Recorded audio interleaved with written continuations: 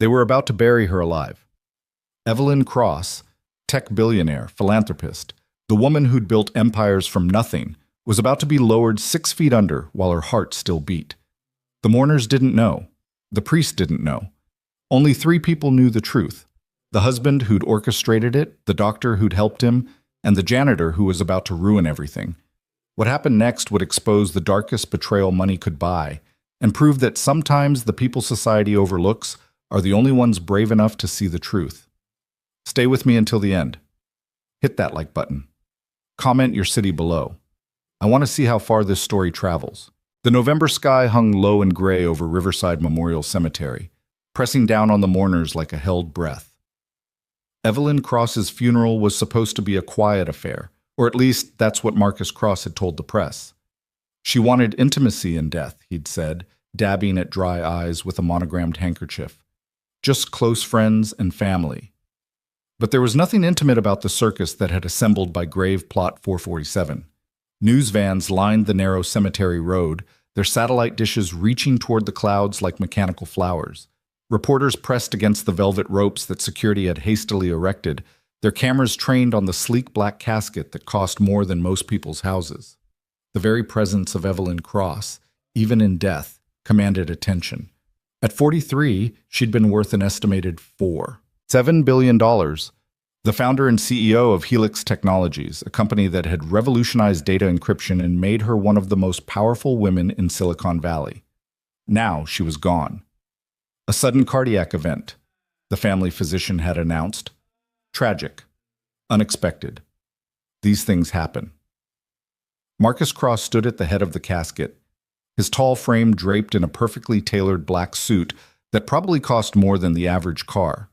His silver-touched hair was swept back just so, his face arranged in an expression of dignified grief that would photograph well. He'd been practicing that expression for weeks. "We gather here today," began Reverend Mitchell, an elderly man with kind eyes who'd never actually met Evelyn Cross, "to celebrate the life of a remarkable woman." The Reverend's voice droned on, but Marcus wasn't listening. He was counting the minutes until this charade was over, counting the days until the insurance payout cleared, counting the weeks until he'd have complete control of Helix Technologies and everything Evelyn had built. She'd been so careful, so meticulous about her will, about succession plans, about keeping him at arm's length from the real power. But dead wives don't sign contracts. Dead wives don't contest decisions. Dead wives don't divorce you and take half of everything. A pioneer in her field, a generous philanthropist, a loving wife. That last part almost made Marcus smile. Loving wife. If only they knew. If only they'd seen the papers she'd been planning to file. The divorce attorneys she'd been meeting with. The forensic accountants she'd hired to dig through his offshore accounts. Evelyn had been 3 days away from destroying him. Now she was 3 minutes away from being underground forever. Dr. Harrison Webb stood slightly apart from the main group of mourners, his medical bag clutched tightly in his weathered hands. He was 61 years old, a respected physician who'd served wealthy families for decades, and his conscience was eating him alive. Every few seconds, his eyes darted to the casket, then away, then back again. His palms were sweating despite the November chill. It had seemed so simple when Marcus first approached him. "A mild sedative," Marcus had said. "Just something to help her sleep. She's been under so much stress." And Dr. Webb had written the prescription without question, because that's what you did for families like the Crosses. You didn't ask, you didn't probe, you helped. The second prescription had been stranger, a beta blocker, unusually strong. For her heart palpitations, Marcus had explained. Doctor. Webb had hesitated that time, but Marcus had smiled that charming smile of his and mentioned how much he appreciated the doctor's discretion, and how loyal patients were hard to find, and how it would be a shame if certain medical board complaints from years ago were to resurface. The third compound hadn't even had a name on the bottle. "What is this?"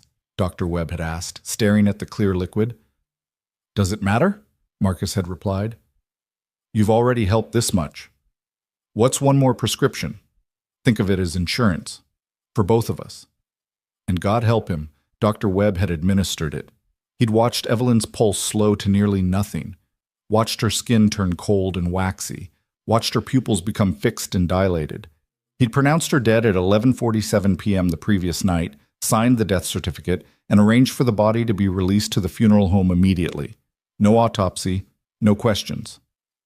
Rush the burial, Marcus had insisted. It's what she would have wanted. Now, standing in the cemetery with his soul withering inside him, Dr. Webb understood exactly what they'd done. And he understood that in about 2 minutes, when they lowered that casket into the ground, he would become a murderer. His hand trembled as it moved toward his jacket pocket. Inside was a syringe, a counteragent. He'd prepared it this morning, just in case. Just in case his courage finally manifested. Just in case he could find a way to... Harrison. Dr. Webb flinched. Marcus had moved beside him, silent as a cat. You look pale, Marcus murmured, his voice low enough that no one else could hear. Perhaps you should step back. Get some air. This must be very difficult for you, losing such a long-time patient. It wasn't a suggestion. It was a warning. Dr. Webb's hand fell away from his pocket. He nodded mutely and stepped back into the shadows of the gathering, hating himself with every breath. The Reverend concluded his remarks with a solemn prayer. On cue, the cemetery workers moved forward to prepare the lowering mechanism, a hydraulic system that would gently, smoothly lower the casket into the ground. It was all very dignified, very peaceful. The casket began its descent. Inside the polished mahogany box, in the darkness, Evelyn Cross's heart beat 14 times per minute. Her lungs drew breath every 45 seconds, barely enough to sustain life, but enough. Her mind floated in a gray space between consciousness and oblivion, aware of nothing except the suffocating sensation of being trapped, buried, erased. In her semi-conscious state, she couldn't scream, couldn't move, couldn't signal that she was still alive, still fighting, still there. The casket descended another 6 inches. Marcus allowed himself a small, private smile. That's when Aaron Cole came running. He burst from the maintenance shed like a man possessed, his janitor's coveralls stained with grass and dirt, his gray hair wild around his weathered face. At 63 years old, Aaron had worked at Riverside Memorial for 7 years, maintaining the grounds, cleaning the chapel, and staying invisible, exactly the way he liked it. He'd learned long ago that invisibility was a kind of safety. When people didn't see you, they couldn't hurt you, couldn't take from you, couldn't destroy everything you loved. But sometimes, invisibility meant you saw things you weren't supposed to see. Stop! Aaron's voice cracked across the cemetery like a whip. Stop the burial! She's not dead! 300 heads turned in unison. The hydraulic lowering system paused with a mechanical whine. Marcus's smile vanished, replaced by an expression of shocked outrage so perfect it should have won an Oscar. What the hell is this? Marcus demanded, his voice carrying the exact right note of grieving husband interrupted. Security! Someone remove this man immediately! 2 security guards, hired by Marcus specifically for their intimidating size and lack of curiosity, moved toward Aaron, but Aaron was already pushing through the crowd, his eyes locked on the casket with desperate intensity. I heard them, Aaron shouted, stumbling over a flower arrangement but catching himself. 2 nights ago, I heard them planning this. Mr. Cross and the doctor, they're trying to bury her alive. The crowd erupted. Gasps, shouts, the clicking of cameras going into overdrive. Reporters surged forward, nearly toppling the velvet ropes. This was no longer just a billionaire's funeral. This was a story. This man is clearly disturbed, Marcus announced, his voice rising above the chaos with practiced authority. He's a cemetery employee who's had issues in the past. Security, please escort him away so we can continue honoring my wife's memory with the dignity she deserves. The guards grabbed Aaron's arms, but Aaron planted his feet and refused to move. He might have been 63 and lean as a rail, but desperation gave him strength. Check her pulse, Aaron yelled, his voice raw. For God's sake, just check her pulse. She's been given something, some kind of drug that mimics death. I heard them talking about it in the funeral home office 2 nights ago when I was cleaning. Mr. Cross said she'd be out for at least 48 hours, and the doctor said we need to bury her before she wakes up. Those were his exact words. Dr. Webb had gone white as chalk. His medical bag slipped from his fingers and hit the ground with a thud. Marcus, however, remained perfectly composed. This is absurd. This man is clearly having some kind of breakdown. My wife was examined by a licensed physician. He gestured toward Dr. Webb and pronounced dead over 12 hours ago. This is nothing but a pathetic attempt at what? Attention? Money? I want him arrested for disturbing the peace and then prove me wrong, Aaron interrupted, his voice suddenly calm, eerily calm. He stopped struggling against the guards and instead looked directly at Marcus with eyes that had seen too much loss in their time. If I'm crazy, if I'm lying, if this is all just some delusion, then proving me wrong should be simple. Open the casket, check her vitals. If she's truly dead, I'll leave quietly. I'll never work in this city again. I'll accept whatever consequences you want to impose. The silence that followed was absolute. But if I'm right, Aaron continued softly, and you refuse to check, then everyone here will know exactly what that means. 300 people held their breath. 300 phones recorded every second. The reporters pressed closer, sensing blood in the water. Marcus's jaw clenched. This wasn't in the plan. The janitor wasn't supposed to. How the hell had a maintenance worker been in the funeral home office 2 nights ago? Marcus had been so careful. He'd checked the place himself before having that conversation with Dr. Webb. The cleaning staff wasn't supposed to come until Thursday, but Marcus Cross hadn't built his reputation or his wife's fortune, which he'd helped manage, by panicking in crisis moments. His mind raced through scenarios, possibilities, exits. If he refused to open the casket, the media would crucify him. The speculation alone would be enough to trigger investigations. Insurance companies didn't pay out on suspicious deaths. The board at Helix Technologies would freeze all succession plans. Everything would unravel. But if he opened the casket and Evelyn was truly dead, and she should be, the drug should have kept her under for at least another 6 hours, according to Dr. Webb's calculations. Then this janitor would be exposed as a lunatic, and Marcus could proceed with burying his wife with even more public sympathy than before. The calculation took 3 seconds. Fine, Marcus said coldly. Open it.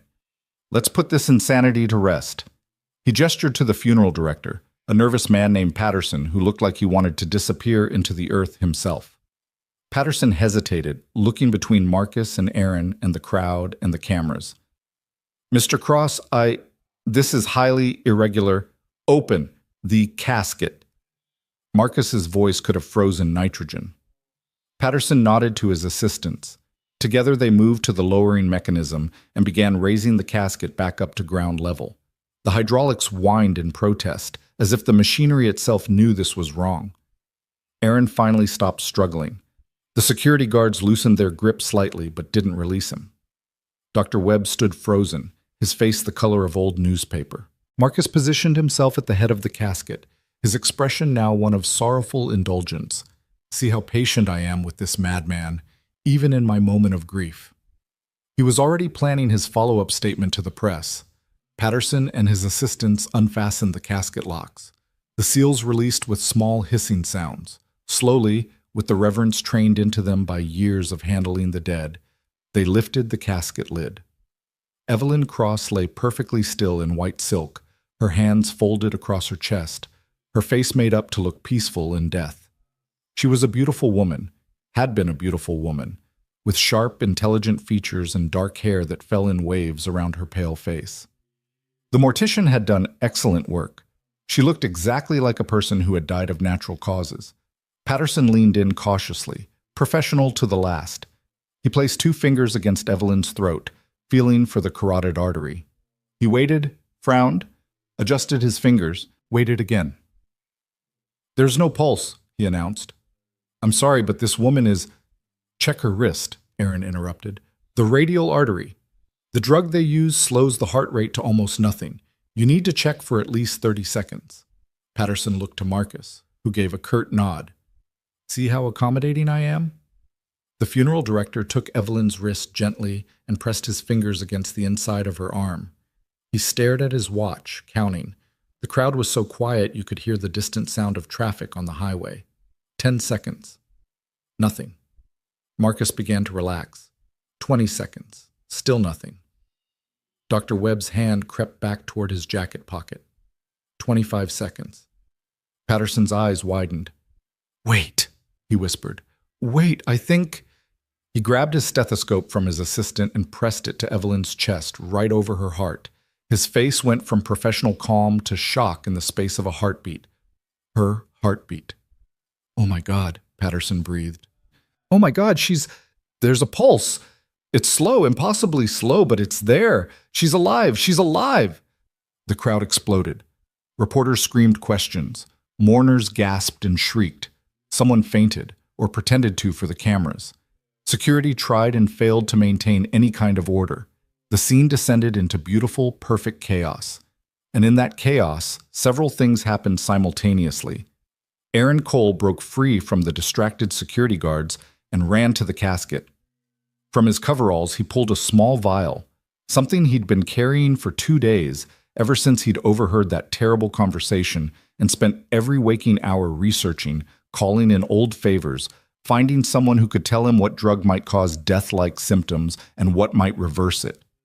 Dr. Webb finally found his courage. He pushed through the crowd, pulling out his own syringe, the counteragent he'd prepared that morning. Marcus Cross stood frozen for exactly 2 seconds. 2 seconds where his mask slipped and pure cold rage showed through. Then his instincts took over and he lunged toward the casket, toward Evelyn, toward stopping whatever these men were about to do. "Don't let them touch her," Marcus screamed. "They're trying to poison her. Security! Security!" But the security guards were overwhelmed by the surging crowd. Reporters and mourners alike pushed forward, everyone wanting to see, to witness, to record this impossible moment. Aaron reached the casket first. His hand shook as he uncapped the vial. It contained atropine, a drug that increases heart rate and counteracts certain types of poisoning. He'd spent his last $200 getting it from a veterinary supplier who didn't ask too many questions. He had no idea if it would work, no idea if the dosage was right, no idea if he was about to kill Evelyn Cross himself. But he knew that doing nothing would definitely kill her. "Forgive me if I'm wrong," Aaron whispered, and tilted Evelyn's head back gently. He placed 3 drops under her tongue. "No!" Marcus had fought his way to the casket's edge. He grabbed Aaron's wrist, and the vial went flying into the crowd. Dr. Webb caught it, purely by reflex, years of quick hands in emergency rooms paying off. He stared at the vial, at Aaron, at Evelyn's still face, at Marcus's expression of rage, and he made his choice. "Hold him," Dr. Webb said quietly to the nearest mourners.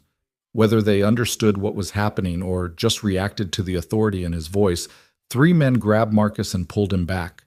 Marcus fought like a wild animal, screaming about lawsuits and arrests and how they were all witnesses to assault.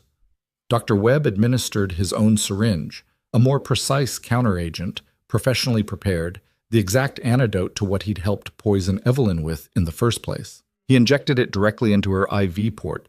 Marcus had insisted she keep the port in for appearance's sake, which now made terrible sense. Then Aaron and Dr. Webb and Patterson and 300 other people waited. 5 seconds. Nothing. Evelyn lay still and pale and perfect in her casket, looking exactly as dead as she had 5 minutes ago. 10 seconds. Marcus had stopped struggling and was now watching with an expression of desperate hope, hope that she wouldn't wake, that this wouldn't work, that his plan could still succeed. 15 seconds. Aaron felt his heart sinking. He'd been wrong. He'd made a terrible mistake. He'd assaulted a dead woman and disrupted a funeral and destroyed his own life for nothing, for a conversation he'd misunderstood, for... Evelyn's chest hitched. It was subtle, barely visible, but Patterson, who had his stethoscope still pressed to her ribs, heard it clearly.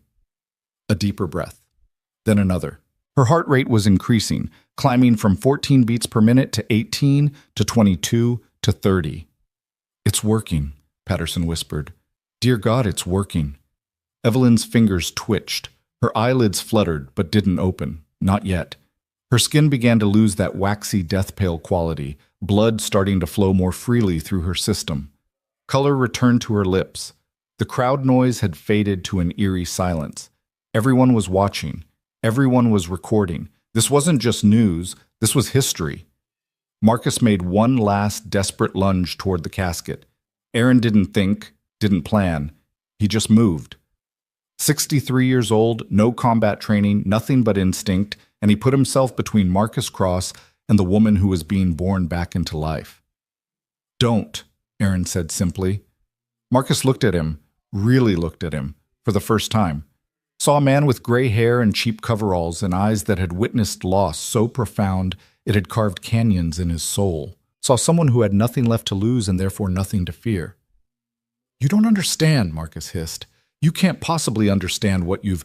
I understand exactly what I've done, Aaron interrupted. I've stopped a murder, just like I couldn't stop one 7 years ago. Something in Aaron's voice made Marcus take a step back, and in that moment of hesitation, Evelyn Cross opened her eyes.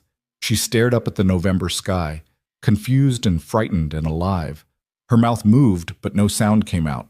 Her hand rose slowly, trembling, to touch her own face, as if confirming she was real, was present, was here. Mrs. Cross?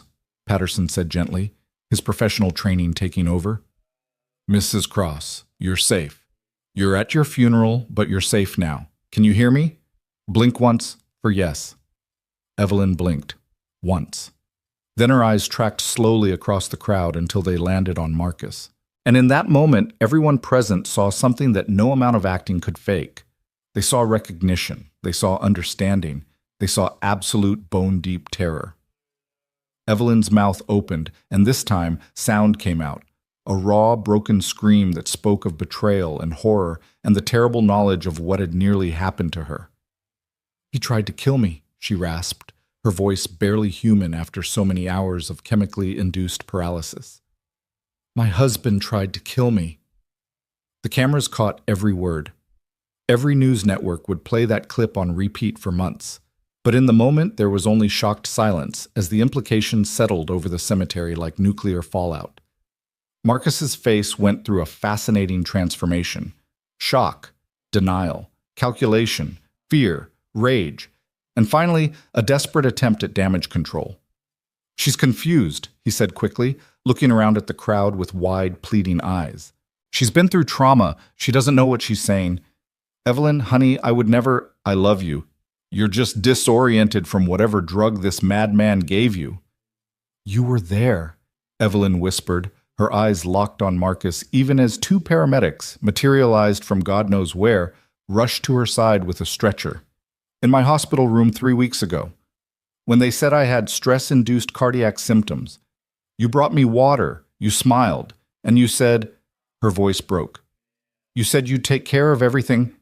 The paramedics were checking her vitals, establishing an IV line, doing all the things that skilled medical professionals do.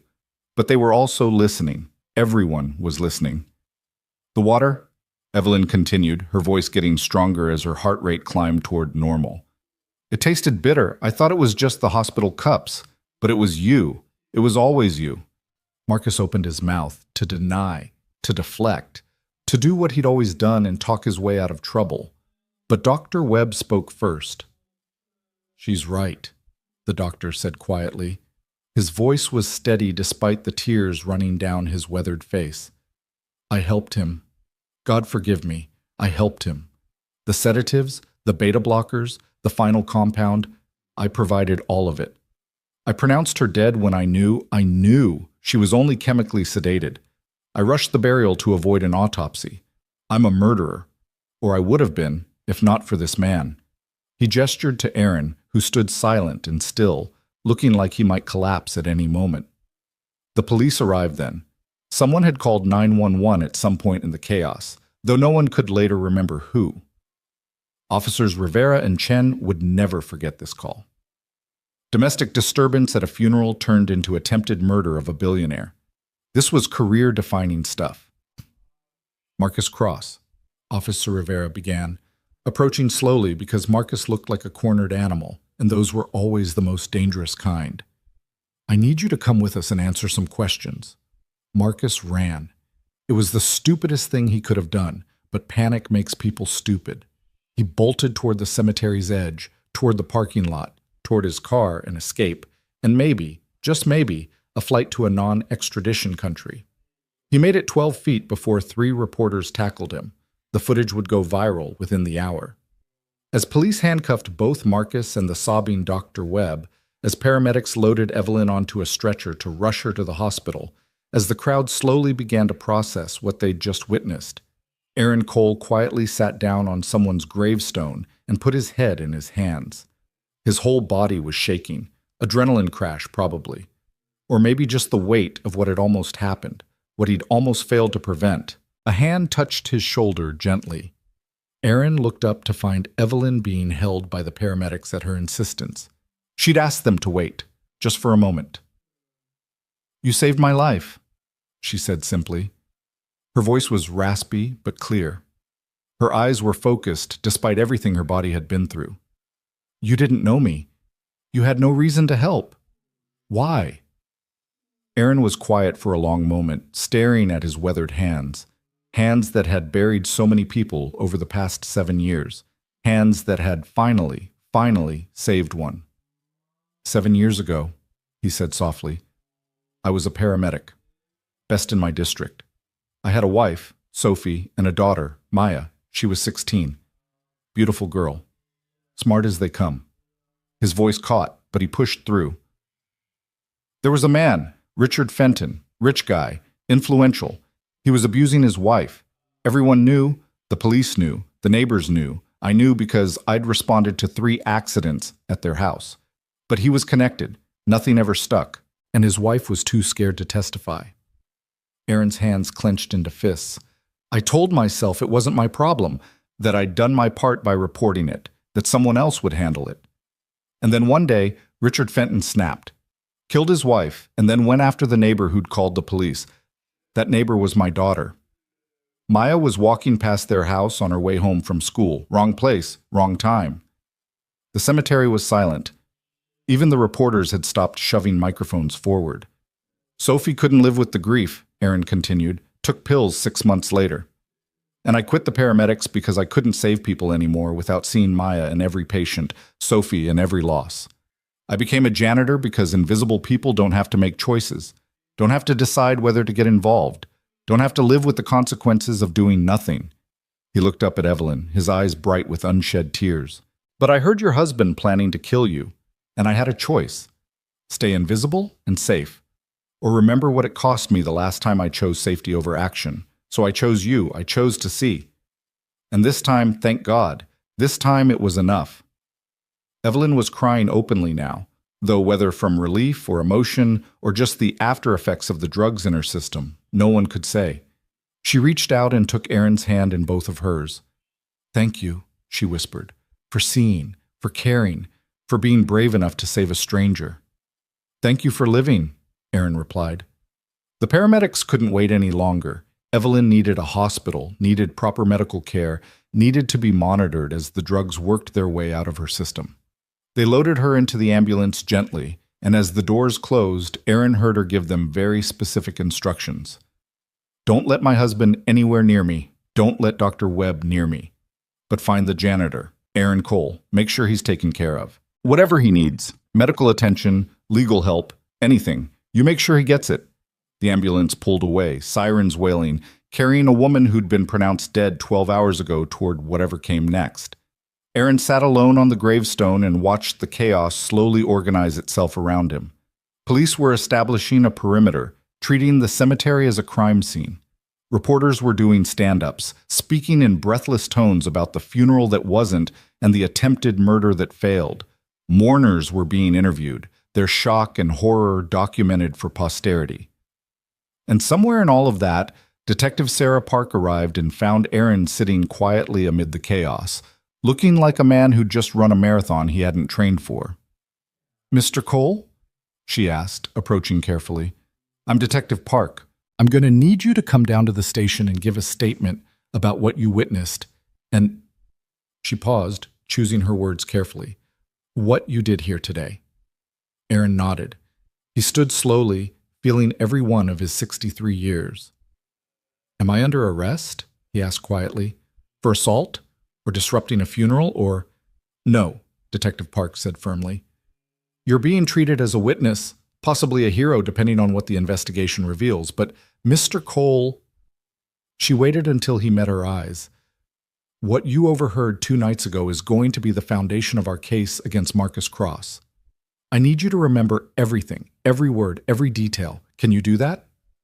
Aaron thought about Maya, about Sophie, about 7 years of trying to forget, and finally having something worth remembering. Every word, he confirmed. I remember every word.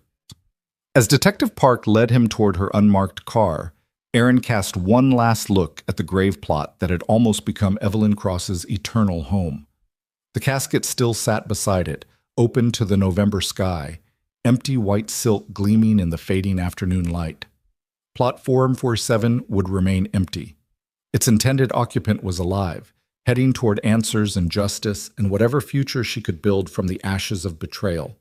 And Aaron Cole, invisible janitor, was heading toward something too. He didn't know what yet. Didn't know how Evelyn's promise of taking care of him would manifest, or what the media storm would mean for his quiet life, or whether he'd ever be able to return to the safety of anonymity he'd wrapped around himself like armor. But for the first time in 7 years, Aaron thought he might be ready to be seen again. Behind him, cemetery maintenance supervisor Rodriguez stood shaking his head in disbelief. "Aaron," he muttered to no one in particular, "you magnificent bastard. You actually did it." The funeral home employees were carefully, respectfully lowering the casket back into its hearse. There would be no burial today, no closing of final chapters. Instead, there would be investigations and trials and the slow, painful excavation of truth. As Detective Park's car pulled away from Riverside Memorial Cemetery, as the news vans began their broadcast to the world, as Marcus Cross sat in the back of a police cruiser for the first time in his privileged life, one thing became absolutely clear. This funeral was just the beginning. The interrogation room at the 3rd Precinct smelled like stale coffee and decades of bad decisions. Aaron sat in a hard plastic chair across from Detective Sarah Park and her partner, Detective James Montgomery, a barrel-chested man with kind eyes who looked like he'd seen everything twice. A recording device sat between them, its red light blinking steadily. "Let's start from the beginning," Detective Park said, sliding a fresh cup of coffee toward Aaron. "You said you overheard a conversation 2 nights ago. Walk us through it, every detail." Aaron wrapped his hands around the cup, grateful for its warmth. Outside the small window, the sun was setting, painting the sky in shades of orange and purple. Hours had passed since the cemetery, but it felt like minutes, or years. Time had become strange and elastic. "I work nights mostly," Aaron began, his voice rough. "The cemetery doesn't pay great, so I pick up extra shifts cleaning at Patterson's funeral home. Tuesday and Thursday nights, usually 11 to 3 in the morning. Nobody's there that late except me and sometimes Patterson himself, catching up on paperwork." Detective Montgomery nodded, taking notes. "And this was a Tuesday?" "Wednesday, actually, November 15th. I'd switched shifts with another cleaner because he had a family emergency." Aaron took a sip of coffee and grimaced. It was terrible, but it was hot. "I was mopping the administrative wing around 1:30 in the morning. The offices are supposed to be empty that late, but I heard voices coming from Patterson's private office. 2 men, talking low." "Did you recognize the voices?" Park asked. "Not at first. I almost left. Figured it was none of my business, but then one of them said something about the Cross funeral, and I stopped." Aaron's jaw tightened at the memory. Evelyn Cross's death had been all over the news. Tech billionaire dies suddenly. You couldn't avoid it. And I remembered thinking it was sad how young she was. 43. That's not old. "So you listened," Montgomery said. No judgment in his voice, just statement of fact. "I listened. The door was cracked open maybe 2 inches. I could see shadows moving. One of them, I realize now it was Marcus Cross, was pacing, agitated. The other one, the doctor, he was sitting down. His voice was shaky." Aaron closed his eyes, pulling the memory into sharp focus. He'd spent the last 2 days replaying that conversation in his head, making sure he had every word right.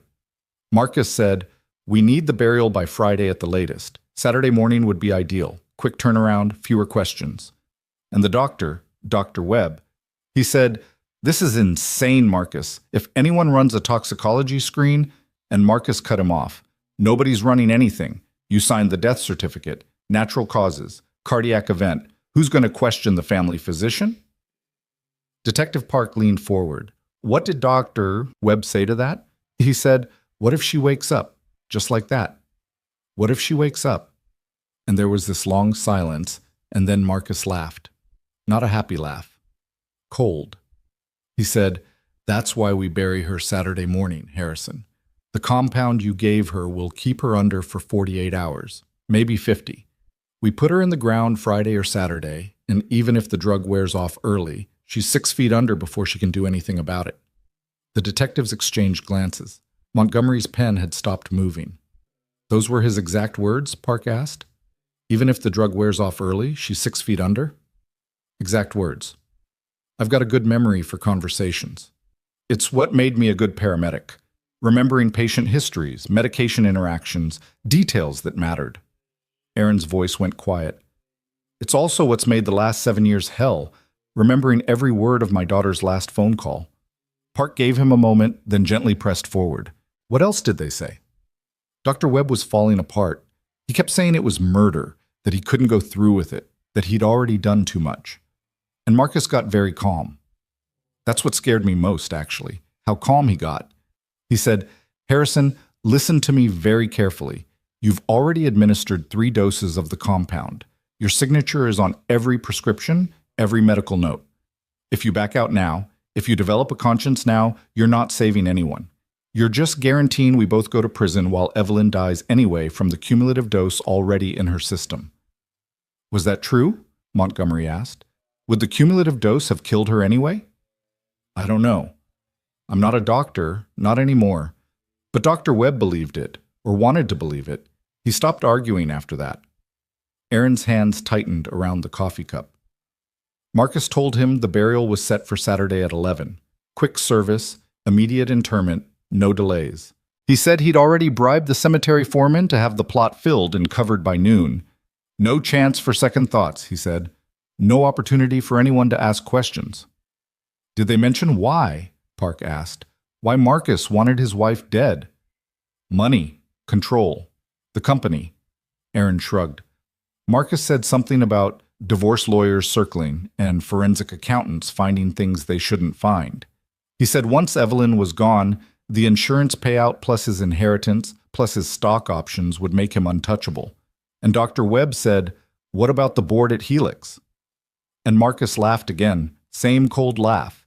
He said the board would fall in line once he controlled Evelyn's voting shares. He'd already lined up support from 3 key members who were tired of Evelyn's ethics crusade. Detective Park sat back in her chair, processing. "And you heard all this through a cracked door at 1:30 in the morning?" "Yes." "Why didn't you call the police right then?" It was the question Aaron had been dreading, the question he'd been asking himself for 2 days straight. "Because 7 years ago, I did call the police," Aaron said quietly. "Multiple times. About Richard Fenton beating his wife. And you know what happened? Nothing. He was connected. Had friends in the department, in the DA's office, in places that mattered. Reports got filed and buried. And eventually, he killed 2 people because the system failed." "So you didn't trust us to handle it," Montgomery said. "No judgment, just understanding. I didn't trust anyone to handle it, and I thought, maybe I misheard. Maybe I misunderstood. Maybe there was some explanation I wasn't seeing. Rich people do strange things. Maybe it was just dark humor, or maybe I was projecting my own trauma onto a situation that didn't." Aaron stopped, shook his head. "I told myself a lot of things over those 2 days. All of them were lies. I knew what I heard. I just didn't know if I had the courage to act on it." "But you did act," Park said. "You showed up at that funeral and stopped a murder in front of 300 witnesses. That took serious courage. It took desperation. I spent 2 days researching, trying to figure out what drug could mimic death. I found references to compounds that slow metabolic functions, old Soviet experiments, rare toxins. I tracked down a guy I used to work with, paramedic, who went into veterinary medicine. I asked him hypothetically what could counteract severe bradycardia, and he told me about atropine. I bought some off him, no questions asked, and I showed up at that cemetery with no plan except to stop them from burying her alive." "You risked your job, possible assault charges, public humiliation, all based on a conversation you overheard 2 days earlier," Montgomery observed. "I risked a minimum wage job and a life I was barely living anyway," Aaron corrected. "The real risk was doing nothing. Again!" Detective Park stood and walked to the window, staring out at the darkening city. Mr. Cole, your testimony is going to be crucial to this case. Marcus Cross has already lawyered up. 3 attorneys showed up at the station within an hour of his arrest. They're going to argue that you're unstable, that you have a history of trauma and paranoia, that you hallucinated or fabricated this conversation. They're going to destroy your credibility. Let them try, Aaron said simply. I know what I heard. It's not just about what you heard. We need evidence. Dr. Webb is talking. He's already given a preliminary statement, and he's ready to flip completely in exchange for a reduced sentence. But a good defense attorney will argue he's just trying to save himself by supporting your story. We need physical evidence. The drug, the prescription records, financial trails showing motive. Then you better start digging, Aaron interrupted, standing to face her. Because I did my part. I stopped the burial. I saved her life. Now you do yours. Prove what they did, and make sure they never get the chance to do it again. The 2 detectives looked at each other, some unspoken communication passing between them. Finally, Park nodded. You're free to go, Mr. Cole, but don't leave the city. We'll need you to testify when this goes to trial, and trust me, it's going to trial. Marcus Cross won't plea bargain. His ego won't allow it. I'll be here, Aaron said. I'm not running from this. As he stood to leave, Montgomery called out, One more thing. Mrs. Cross asked about you at the hospital. Apparently told her lawyers to make sure you had legal representation if you needed it, and to cover any expenses you incurred. She's serious about helping you. Aaron paused at the door. I don't want her money. I just want her alive. Sometimes people need to say thank you, Mr. Cole. Sometimes letting them help you is actually helping them. Something to think about. The hospital corridor gleamed under fluorescent lights that never slept. Evelyn Cross lay in a private room on the 8th floor, surrounded by more security than most heads of state. 2 guards at her door, cameras covering every angle, strict visitor restrictions. After someone tries to bury you alive, trust becomes a luxury you can't afford. Her lawyer, Margaret Chen, sat beside the bed, working through a stack of documents that seemed to multiply every time Evelyn looked at them. Margaret was 56, fierce as a wolverine, and had been Evelyn's personal attorney for 15 years. She'd seen Evelyn build Helix Technologies from a garage startup to a global powerhouse. She'd negotiated billion-dollar deals and fought off hostile takeovers. But she'd never seen anything like this. The insurance company has frozen all death benefit payouts pending investigation, Margaret said, not looking up from her paperwork. Smart move on their part. Marcus was set to receive $200 million from your life insurance policy alone. Evelyn stared at the ceiling, her body still feeling strange and disconnected. The doctors had said it would take days for all the drugs to fully clear her system, days for her heart rate to normalize, for her neurological functions to stabilize, for the nightmares to maybe, possibly, start to fade. What about Helix?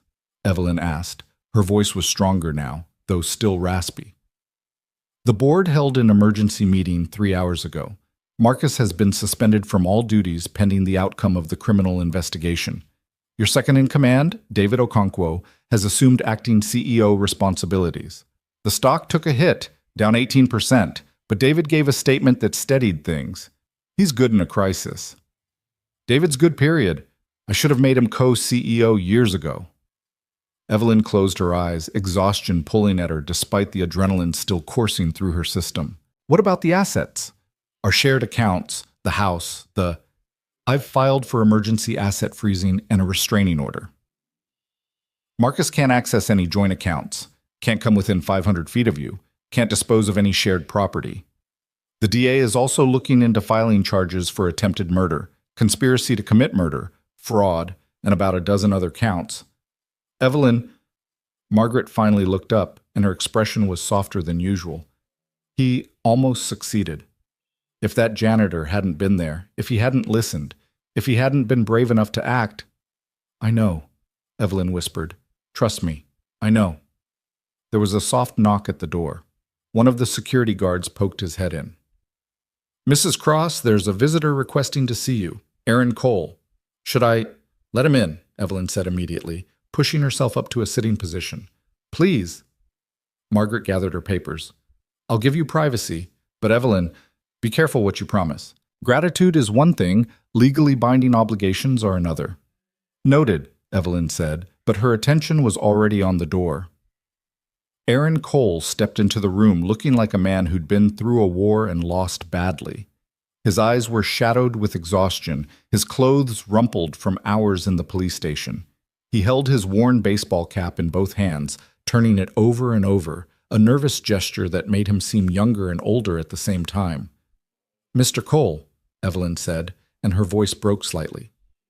"Aaron, please, sit down." "I don't want to intrude, Mrs. Cross. I just wanted to check, make sure you were okay. The doctor said you were stable, but I'm alive because of you," Evelyn interrupted. "Okay is relative, but alive is everything. Please, sit." Aaron perched on the edge of the visitor's chair, still clutching his cap. For a long moment, neither of them spoke. There were too many words and not enough words simultaneously. "They're saying you heard Marcus and Dr. Webb planning it," Evelyn finally said. "2 nights ago, at the funeral home." "I did. I heard every word. The detectives have my full statement." "Why did you believe what you heard? Why not dismiss it as, I don't know, dark humor or paranoia?" Aaron met her eyes steadily. "Because 7 years ago I dismissed my instincts about a dangerous man, and it cost me everyone I loved. I wasn't going to make that mistake again, not when a life was at stake." Evelyn absorbed this, recognizing the weight of old grief in his voice. "The detective mentioned you lost your daughter. And my wife. Both gone because I chose safety over action, chose not to make waves over doing what was right." Aaron's jaw tightened. "When I heard your husband plotting to bury you alive, I had a choice. Be the man I used to be, the man who stayed quiet and regretted it forever, or be someone different, someone braver. I chose brave. Finally." "You saved my life at great personal risk," Evelyn said softly. "You had no reason to believe anyone would listen to you, no guarantee your intervention would work, no assurance you wouldn't be arrested or worse. You did it anyway." "What else could I do? Let you die because standing up seemed hard?" Aaron shook his head. "That's not courage. That's basic human decency. The real courage is what comes next, facing what your husband did, rebuilding your life, trusting people again after the person you trusted most tried to kill you." Evelyn's eyes filled with tears, but she blinked them back. She'd cried enough for one day. "My lawyer says I should be careful about what I promise you, about legally binding obligations. But Aaron, I need you to understand, whatever you need, whatever would help you, it's yours. A job, money, a house, legal representation, anything.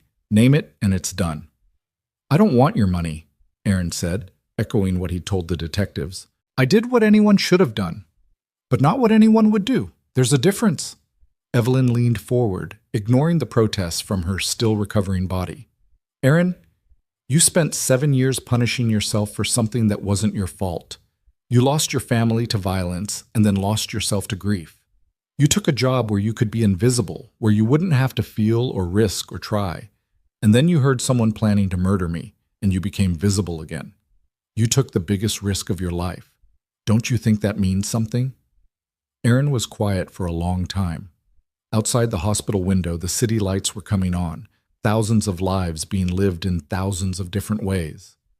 "When Maya died," he said slowly, "when Sophie took those pills, I wanted to die too. But I was too much of a coward even for that. So I chose the next best thing, a life that didn't require me to be fully alive. I stopped being a paramedic because I couldn't save people without seeing Maya in every patient. I stopped having friends because I couldn't stand their pity. I stopped existing in any way that mattered."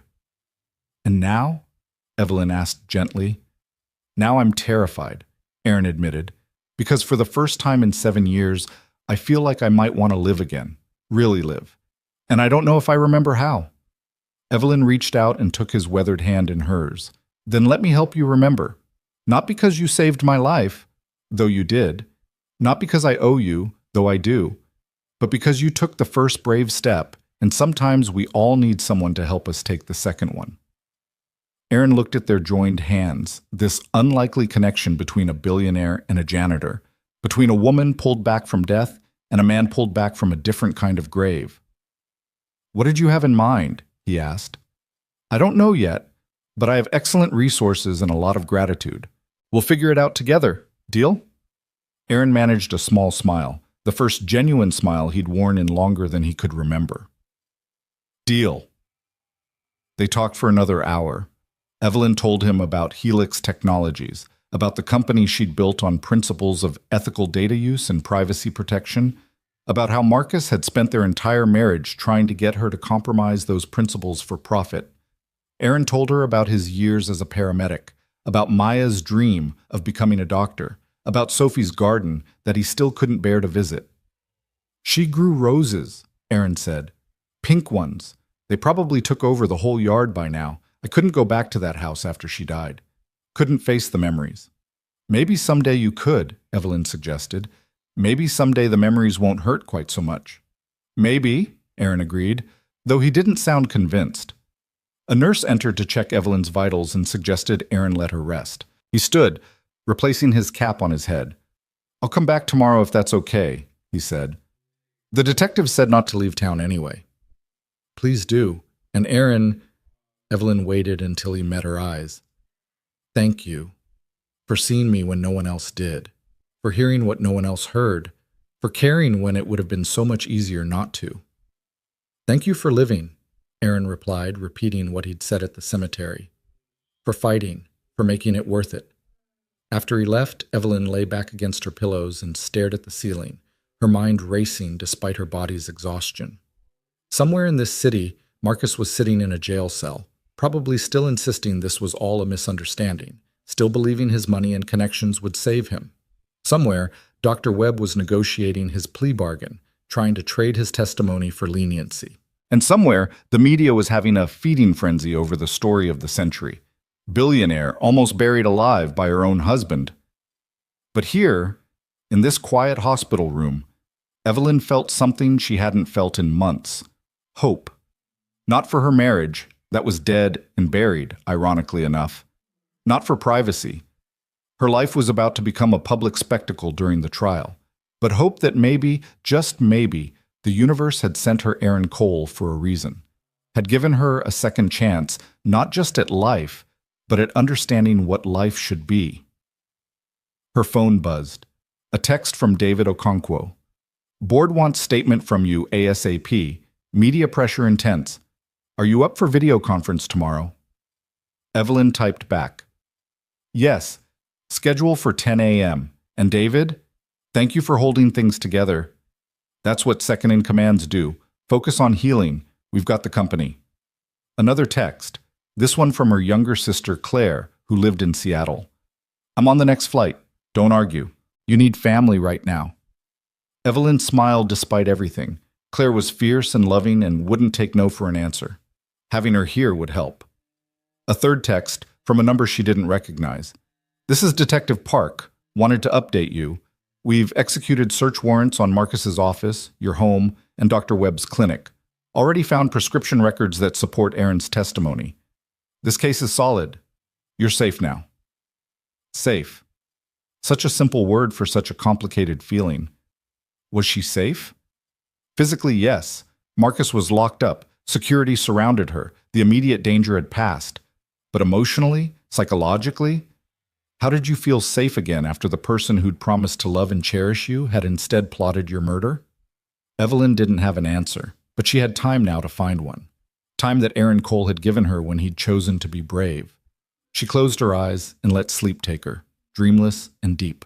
Tomorrow would bring challenges, the board meeting, the media statements, the beginning of a very public legal battle. But tonight, she was alive. And sometimes, that had to be enough. Across the city, Aaron sat in his small studio apartment, a place he'd rented 7 years ago and never bothered to make into a home. The walls were bare. The furniture was minimal. There were no photos, no personal touches, nothing that indicated a life being lived rather than simply endured. He made himself a cup of tea and sat by the window, watching the city move below him. His phone had 17 missed calls from reporters who'd somehow gotten his number. He'd ignored all of them. Whatever story they wanted to tell, he wasn't interested in being part of their narrative. But Evelyn's offer kept circling in his mind. Whatever you need, she'd said. Anything. What did he need? He'd been asking himself that question for 7 years and always came up with the same answer. Nothing. He needed nothing because wanting things, hoping for things, building things, all of that required vulnerability, required risking loss again. And he'd lost enough. Except now, sitting in this empty apartment with his heart still racing from the day's events, Aaron realized that maybe needing nothing wasn't strength. Maybe it was just another form of cowardice. Maybe choosing not to want was just another way of choosing not to live. His phone buzzed. A text from an unknown number. "Mr. Cole, this is Margaret Chen, Evelyn Cross's attorney. She's asked me to arrange whatever support you might need. Legal representation, financial assistance, housing, anything. Please call me at your convenience." Aaron stared at the message for a long time. Then, slowly, he began to type a response. "Ms. Chen, I don't need financial help, but I do need something else. 7 years ago, I let my paramedic certification lapse. I walked away from the work I loved because I couldn't face the memories. I'm not sure I'm ready to go back to it, but maybe I could start by volunteering, emergency medical training for community groups, or teaching CPR, or something that uses the skills I spent 20 years building. Can you help me find something like that?" He hit send before he could second-guess himself, before fear could make him delete the message and retreat back into safety. The response came 2 minutes later. "I'll make some calls. This is a good step, Aaron. A brave one." Aaron smiled slightly. Brave. People kept using that word. Maybe if enough of them said it, he'd start to believe it himself. 3 weeks later, the courtroom was packed beyond capacity. People lined the walls, squeezed into every available space, while overflow crowds gathered in the hallway, watching on closed-circuit monitors. This wasn't just a trial. It was theater, spectacle, a real-life thriller that had captivated the entire nation. Marcus Cross sat at the defense table in an immaculate Navy suit, his posture perfect, his expression one of wounded dignity. His legal team, led by the infamous defense attorney Vincent Caruso, who'd never lost a murder case, flanked him like a wall of expensive armor. Caruso was 72, silver-haired, and had a voice that could convince juries that up was down and black was white.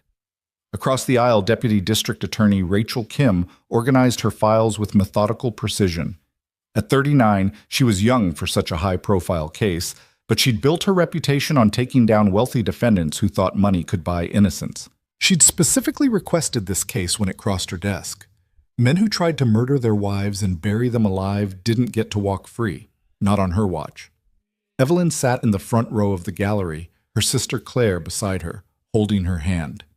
Evelyn had recovered physically.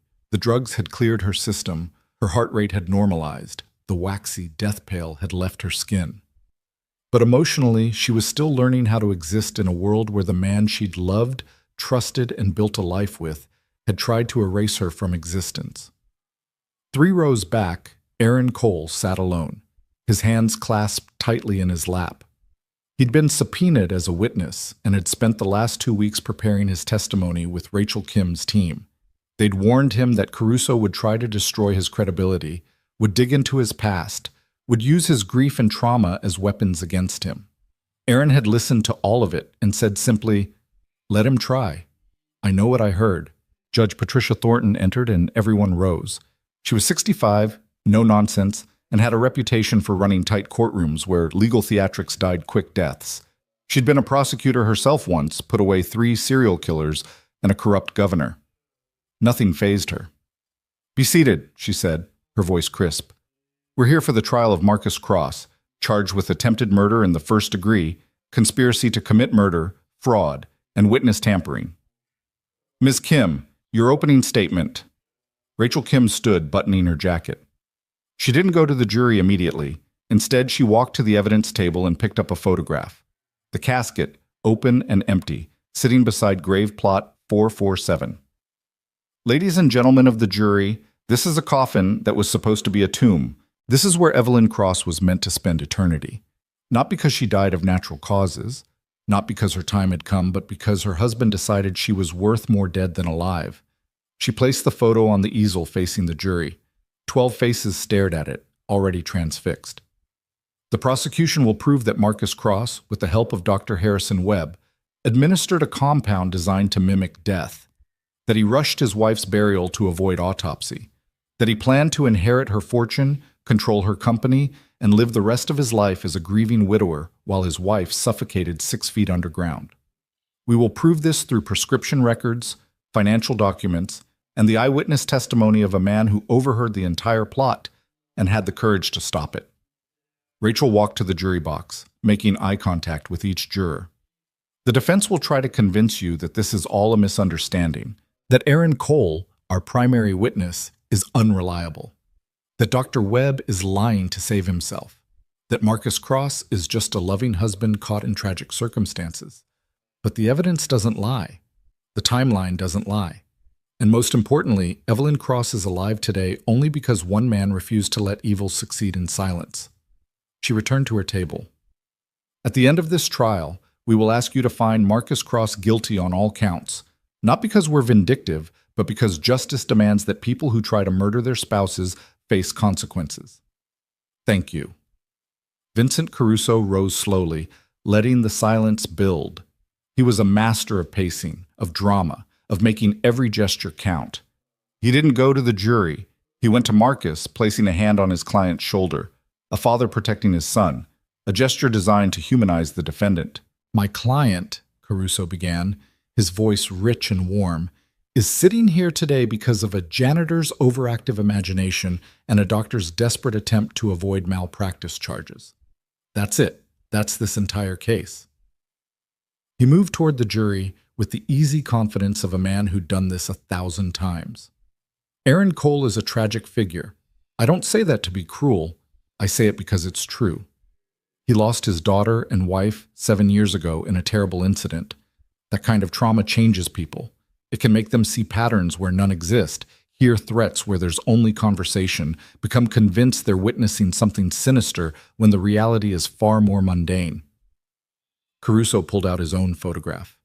Aaron in his cemetery coveralls, looking disheveled and exhausted. It was from the day of the funeral, but out of context, it made Aaron look unstable.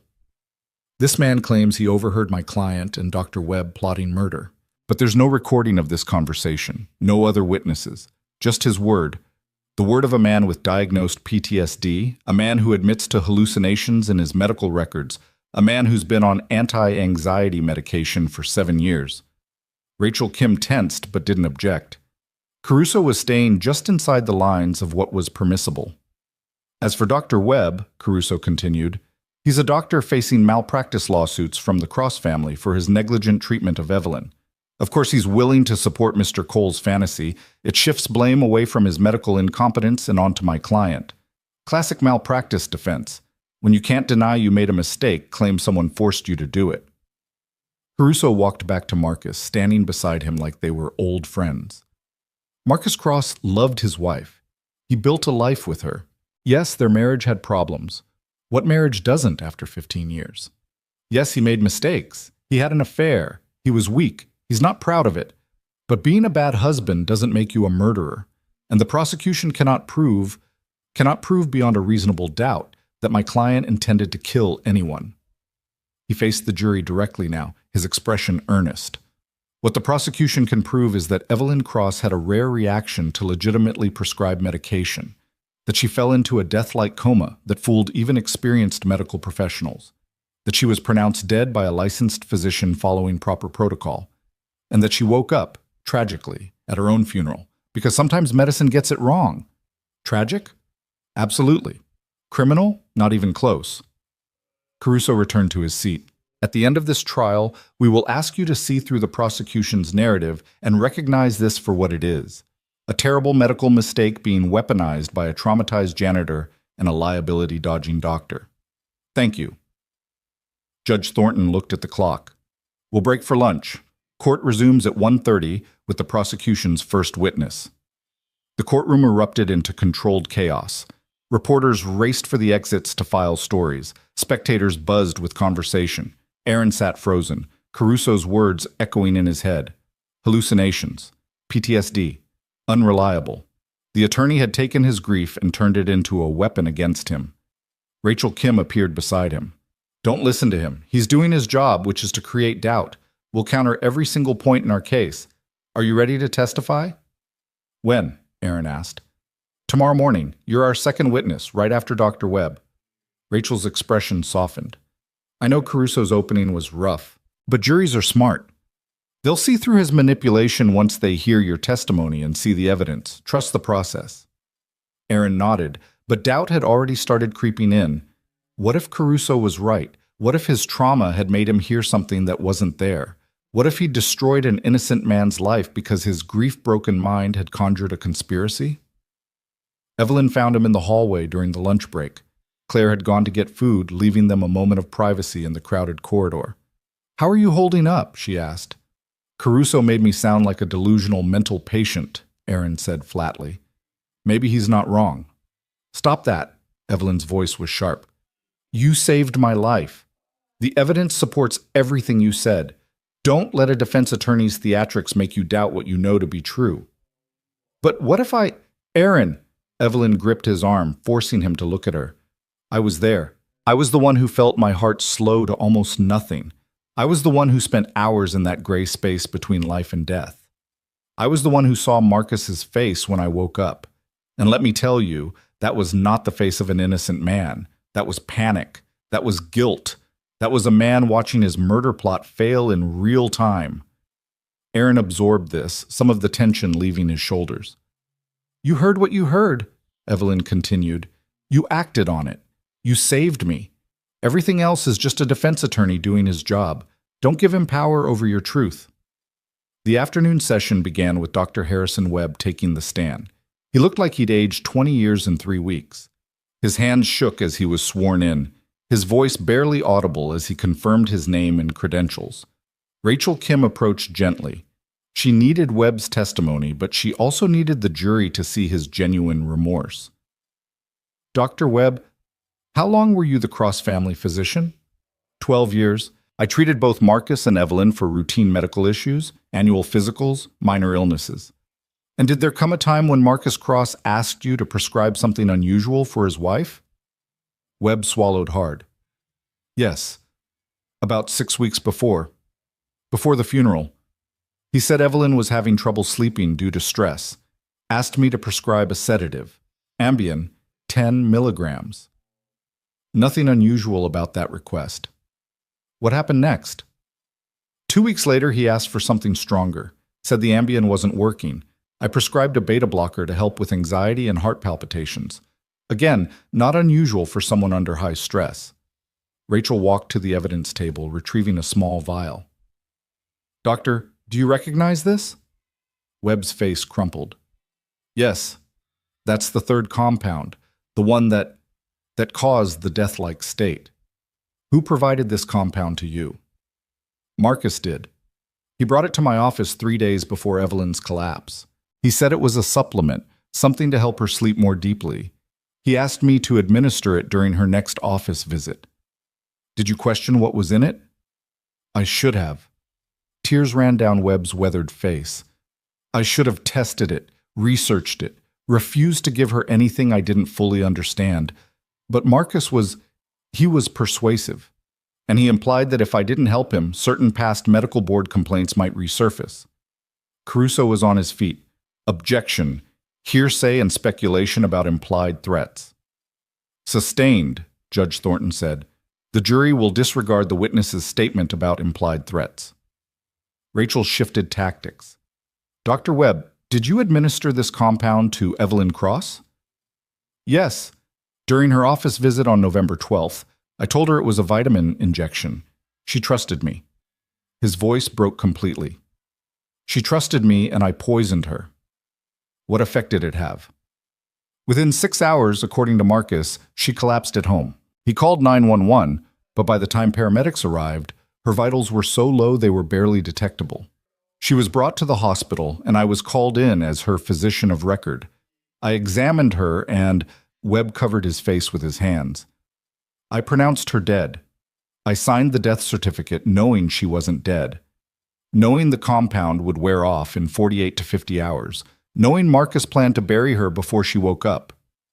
The courtroom was absolutely silent. Several jurors were crying. "Why did you go along with this?" Rachel asked softly. "Because I was a coward. Because I'd already administered the drug, and Marcus convinced me we were both in too deep. Because he said if I backed out, I'd go to prison anyway, and Evelyn would still die from the cumulative dose. I don't know if that was true, but I believed it. I wanted to believe it. When did you realize you couldn't go through with it? At the funeral. When I saw her in that casket. When I reached into my pocket and felt the counteragent I'd brought just in case. When Aaron Cole started shouting that she wasn't dead, and I had to choose, be a murderer or be a coward who tried to make things right. Webb looked directly at the jury. I chose wrong so many times before that moment. But when it mattered most, when Aaron gave me a chance to save her instead of killing her, I took it. I administered the counteragent, and she lived. Not because of me, despite me. But at least I didn't compound my evil by letting her die. Rachel let that sit for a moment before continuing. Dr. Webb, you've pleaded guilty to conspiracy to commit murder in exchange for your testimony here today. Is everything you've told this jury the truth? Every word. I have nothing left to lose except my soul, and maybe this helps me keep a piece of it. No further questions. Caruso's cross-examination was brutal. He painted Webb as a desperate man facing malpractice suits, willing to say anything to reduce his sentence. He questioned the timeline, the compound's effects, whether Webb could really know what Marcus's intentions were. But Webb didn't waver. He admitted his guilt, his cowardice, his terrible choices, and that consistency, that self-flagellating honesty, made him credible despite everything. By the time court adjourned for the day, the prosecution's case had landed its first major blow. The jury had seen a doctor confess to helping poison a patient. They'd seen genuine remorse and heard detailed testimony about the plot. But the real test would come tomorrow, when Aaron took the stand. That night, Aaron couldn't sleep. He lay in his small apartment, staring at the ceiling, rehearsing his testimony over and over. Rachel had coached him extensively. Tell the truth, don't embellish. If you don't remember something, say so. Don't let Caruso rattle you. Stay calm, stay consistent. Easy advice, harder to follow when your credibility would be shredded by one of the best defense attorneys in the country. His phone buzzed. A text from Evelyn. You're going to be fine tomorrow. Just tell them what you told me. The truth. That's all anyone needs to hear. Another text, this one from Margaret Chen. Remember, Caruso's job is to create doubt. Your job is to be honest. Honesty always wins in the end.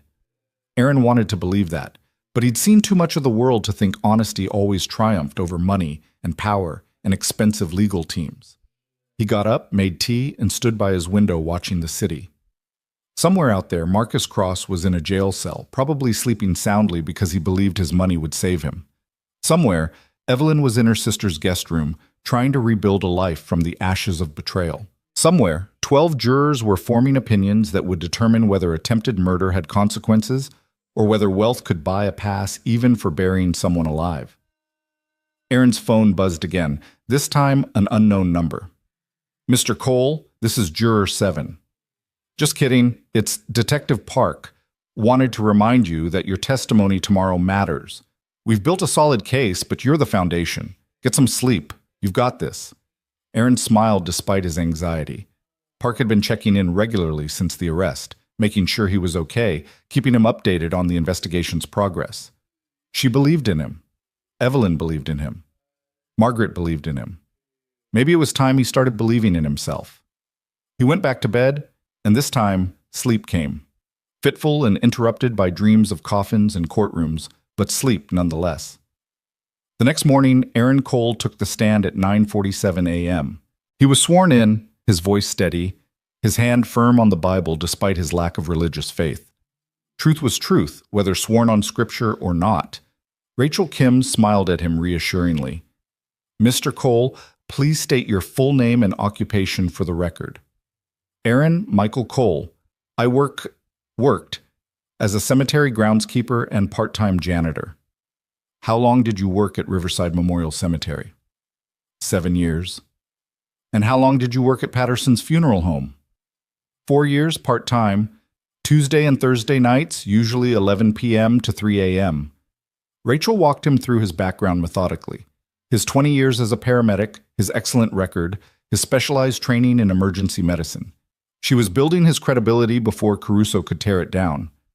Mr. Cole, directing your attention to November 15th of this year, were you working at Patterson's funeral home that night? Yes. I'd switched shifts with another janitor. I was there from 11:30 p.m. to about 3:15 a.m. What were you doing around 1:30 in the morning? Mopping the administrative wing. The offices are usually empty that late, but as I approached Mr. Patterson's private office, I heard voices. How many voices? Two, both male, speaking quietly but not whispering. Could you hear what they were saying? Not at first. I was about to leave. It wasn't my business. But then one of them mentioned the Cross funeral, and I stopped. Why did you stop? Aaron looked directly at the jury. Because Evelyn Cross's death had been all over the news. Everyone knew about it. A billionaire dying suddenly at 43. That's not something you forget. And I heard these two men discussing her funeral in a way that seemed wrong, so I listened. Where were you positioned? About 6 feet from the office door. It was cracked open maybe 2 inches. I could see shadows moving inside, but I couldn't see faces clearly. What did you hear? Aaron took a breath, centering himself. This was the moment that mattered. The first voice, I later realized it was Marcus Cross, said, "We need the burial by Friday at the latest. Saturday morning would be ideal. Quick turnaround, fewer questions." And the second voice, which was Dr. Webb, said, "This is insane, Marcus. If anyone runs a toxicology screen..." And Marcus cut him off. He said, "Nobody's running anything. You signed the death certificate, natural causes, cardiac event. Who's going to question the family physician?" Rachel nodded. What happened next? Dr. Webb asked, "What if she wakes up?" Just like that, very clearly. And there was silence for maybe 5 seconds, and then Marcus laughed. It was cold, humorless. And he said, "That's why we bury her Saturday morning, Harrison. The compound you gave her will keep her under for 48 hours, maybe 50. We put her in the ground Friday or Saturday, and even if the drug wears off early, she's 6 feet under before she can do anything about it." Several jurors gasped. Evelyn's hand flew to her mouth. Marcus sat stone-faced, but a muscle twitched in his jaw. Rachel let the silence build before asking, "Are you certain those were his exact words?" "Absolutely certain. I've replayed that conversation in my head every day for 3 weeks. She's 6 feet under before she can do anything about it. Those were his exact words." What else did they discuss? Aaron detailed the rest of the conversation. Dr. Webb's objections, Marcus's manipulation, the discussion of burial timing, the references to insurance money and controlling Helix technologies. He spoke clearly, without embellishment, sticking to exactly what he'd heard. "Mr. Cole, what did you do after hearing this conversation?" "I waited until they left, maybe 20 minutes later, and then I finished my shift. I went home and I spent 2 days trying to figure out what to do." "Why didn't you call the police immediately?" This was the vulnerable moment. Aaron met Rachel's eyes and told the truth. "Because 7 years ago, I called the police about a domestic violence situation. Multiple times, and nothing happened. The abuser had connections, money, friends in the right places. And eventually, he killed his wife and my daughter. I learned that sometimes the system fails, and calling for help doesn't guarantee anyone will listen. So what did you do instead?" "I researched. I tried to figure out what drug could mimic death well enough to fool a doctor. I found references to compounds that slow metabolic function to near-death levels. I contacted a former colleague who works in veterinary medicine and asked hypothetically what could counteract severe bradycardia. He told me about atropine. I bought some from him, and I went to that funeral planning to stop them from burying her alive." "Were you certain you'd heard correctly, that this wasn't a misunderstanding?" "I was certain. Because when I looked at Marcus Cross's face as that casket was being lowered, I didn't see grief. I saw a man watching a plan succeed.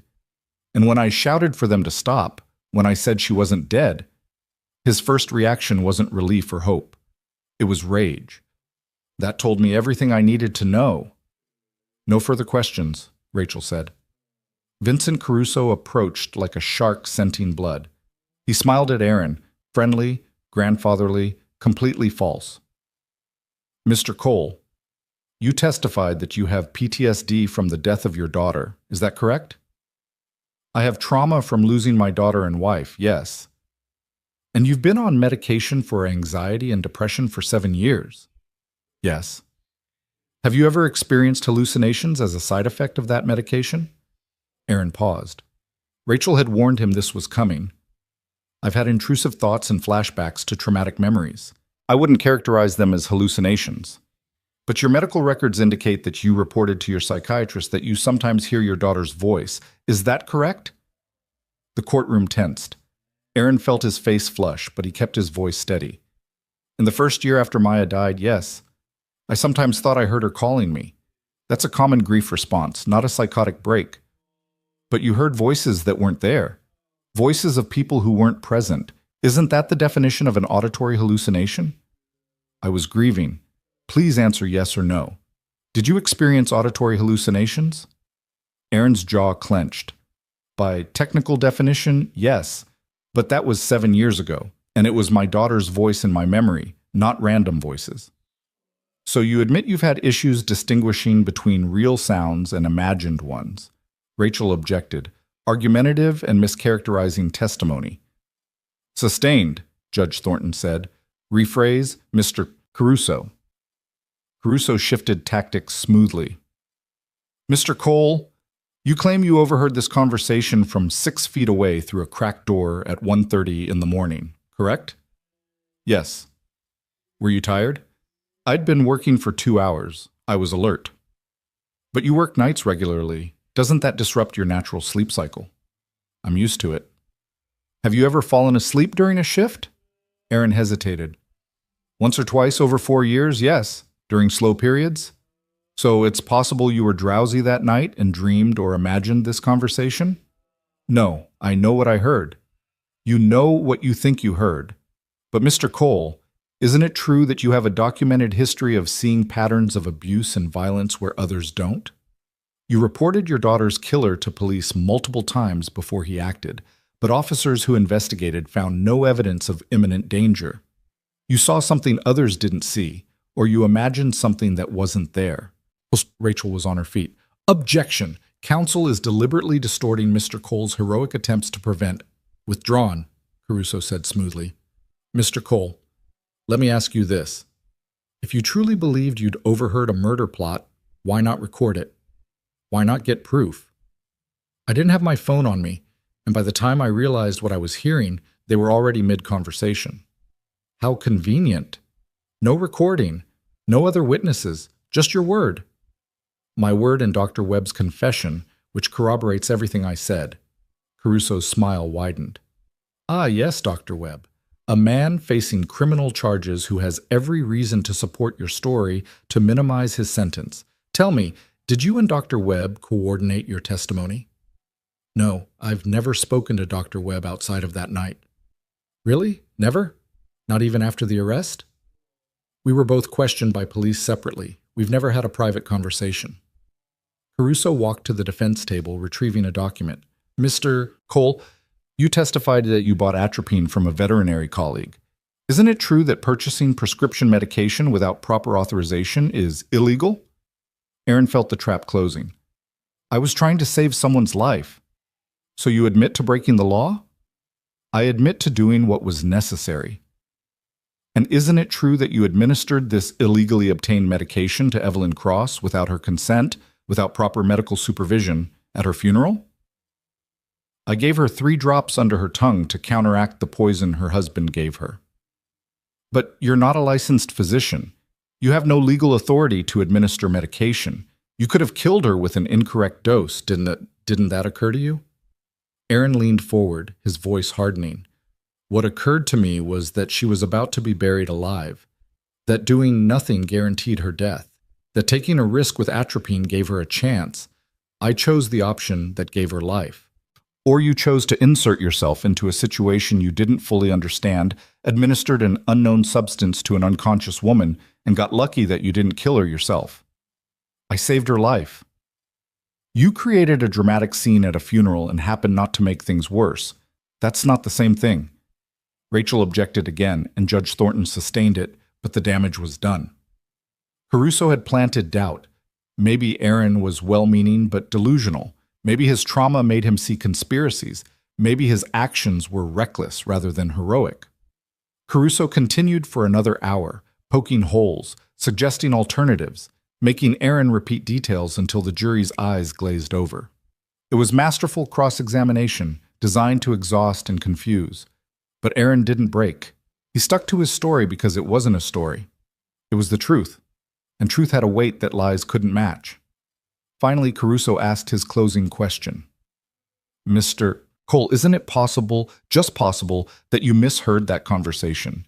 That in your exhausted state, with your history of trauma and medication and grief, you heard two men discussing funeral logistics and your damaged mind turned it into a murder plot? Aaron looked Caruso straight in the eyes. No, it's not possible, because I know the difference between logistics and murder. I know the difference between grief and guilt, and I know what I heard Marcus Cross say. She's 6 feet under before she can do anything about it. Those words don't have an innocent interpretation, counselor. They have exactly one meaning: bury her alive before she wakes up. And that's exactly what he tried to do. The courtroom was silent.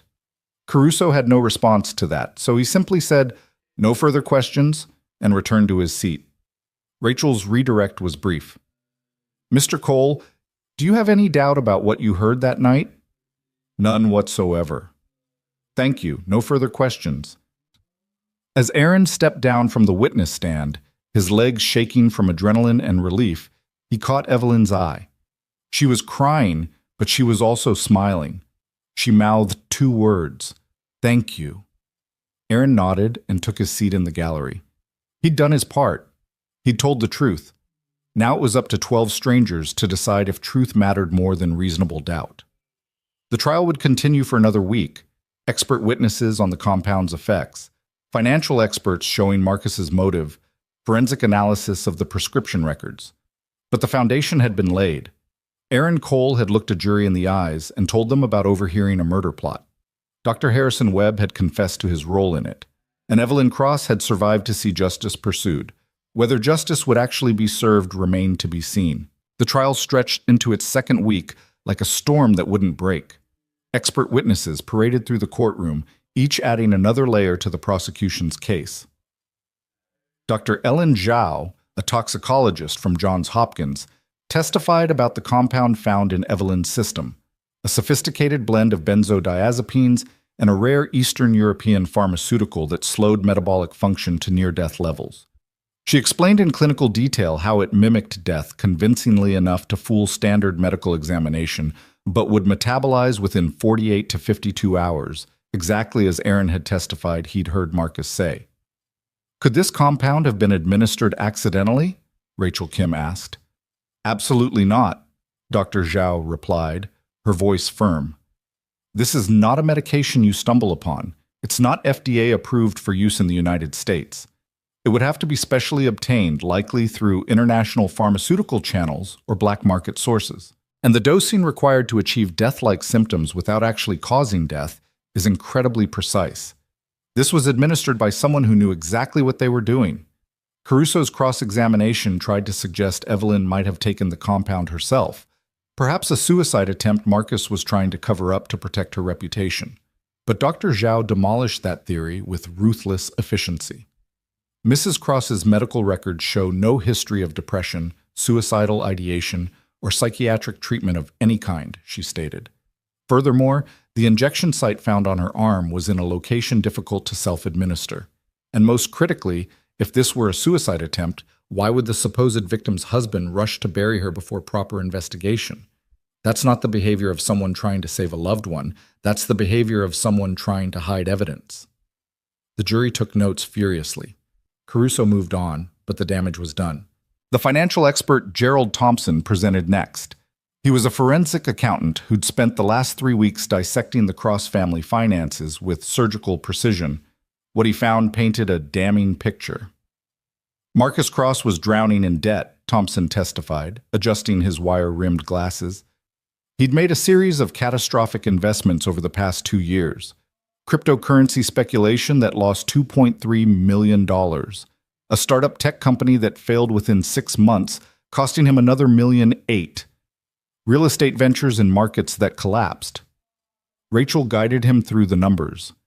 How much total debt had Mr. Cross accumulated? Approximately $6.7 million, most of it hidden through offshore accounts and shell corporations. Evelyn Cross had no knowledge of these debts. He'd carefully kept them separate from their joint finances. What would have happened if she'd discovered them? Based on their prenuptial agreement, financial fraud, or hiding significant debts would have given her grounds for divorce with no financial settlement to Mr. Cross. He would have walked away from the marriage with nothing while still carrying those debts. And if Evelyn died? Thompson pulled out a chart showing the money trail. Marcus was the primary beneficiary of her life insurance, $200 million. He would have inherited her personal estate, valued at approximately $90 million. And as her widower, he would have had significant influence over her shares in Helix Technologies, worth roughly $3.2 billion. Even if he couldn't directly control the company, he could have sold those shares or leveraged them to eliminate his debts and live comfortably for the rest of his life. So her death would have solved all his financial problems? Completely. He would have gone from bankrupt to billionaire overnight. Caruso fought back hard during cross-examination, suggesting that financial motive didn't equal murder, that lots of people had money problems without killing their spouses, that the prosecution was connecting dots that didn't form a complete picture. But the jury had seen the numbers. They understood that $6.7 million in debt plus $200 million in insurance equaled a very compelling reason to want your wife dead. The prosecution called 18 witnesses over 9 days. Patterson, the funeral director, testified about Marcus's insistence on rapid burial. The cemetery foreman admitted he'd been offered $50,000 to have the grave filled and covered by noon on the funeral day. Unusual, but not illegal, he'd thought at the time. Evelyn's assistant testified about the divorce attorneys Evelyn had been quietly meeting with in the weeks before her collapse. A private investigator revealed that Evelyn had hired him to follow Marcus and had photographic evidence of his affair with a woman named Simone Laurent, a French executive Marcus had met at a tech conference. Each piece of evidence was a nail in Marcus's coffin, and the prosecution hammered them in with methodical precision. But Caruso was a master of his craft, and he wasn't finished fighting. The defense case began on day 10 with character witnesses, colleagues who praised Marcus's business acumen, friends who described him as generous and kind, his elderly mother who wept on the stand while insisting her son could never harm anyone. It was effective theater, painting Marcus as a flawed but fundamentally good man caught in a terrible misunderstanding. Then Caruso called his star witness, Dr. Robert Mendez, a psychiatrist who'd been paid handsomely to review Aaron Cole's medical records and provide his professional opinion. Dr. Mendez was smooth, confident, and utterly convincing as he explained how trauma could create false memories, how PTSD could make sufferers perceive threats where none existed, how grief could manifest as elaborate fantasies designed to give meaning to meaningless loss. In Mr. Cole's case, Mendez testified, we have a man who lost his daughter to violence he felt powerless to prevent. That kind of trauma creates a psychological need to save others, to rewrite the narrative of helplessness. When he overheard what was likely an ordinary conversation about funeral arrangements, his traumatized mind transformed it into another chance to be the hero he couldn't be for his daughter. Rachel's cross-examination was fierce. Dr. Mendez, you've never actually examined Mr. Cole, have you?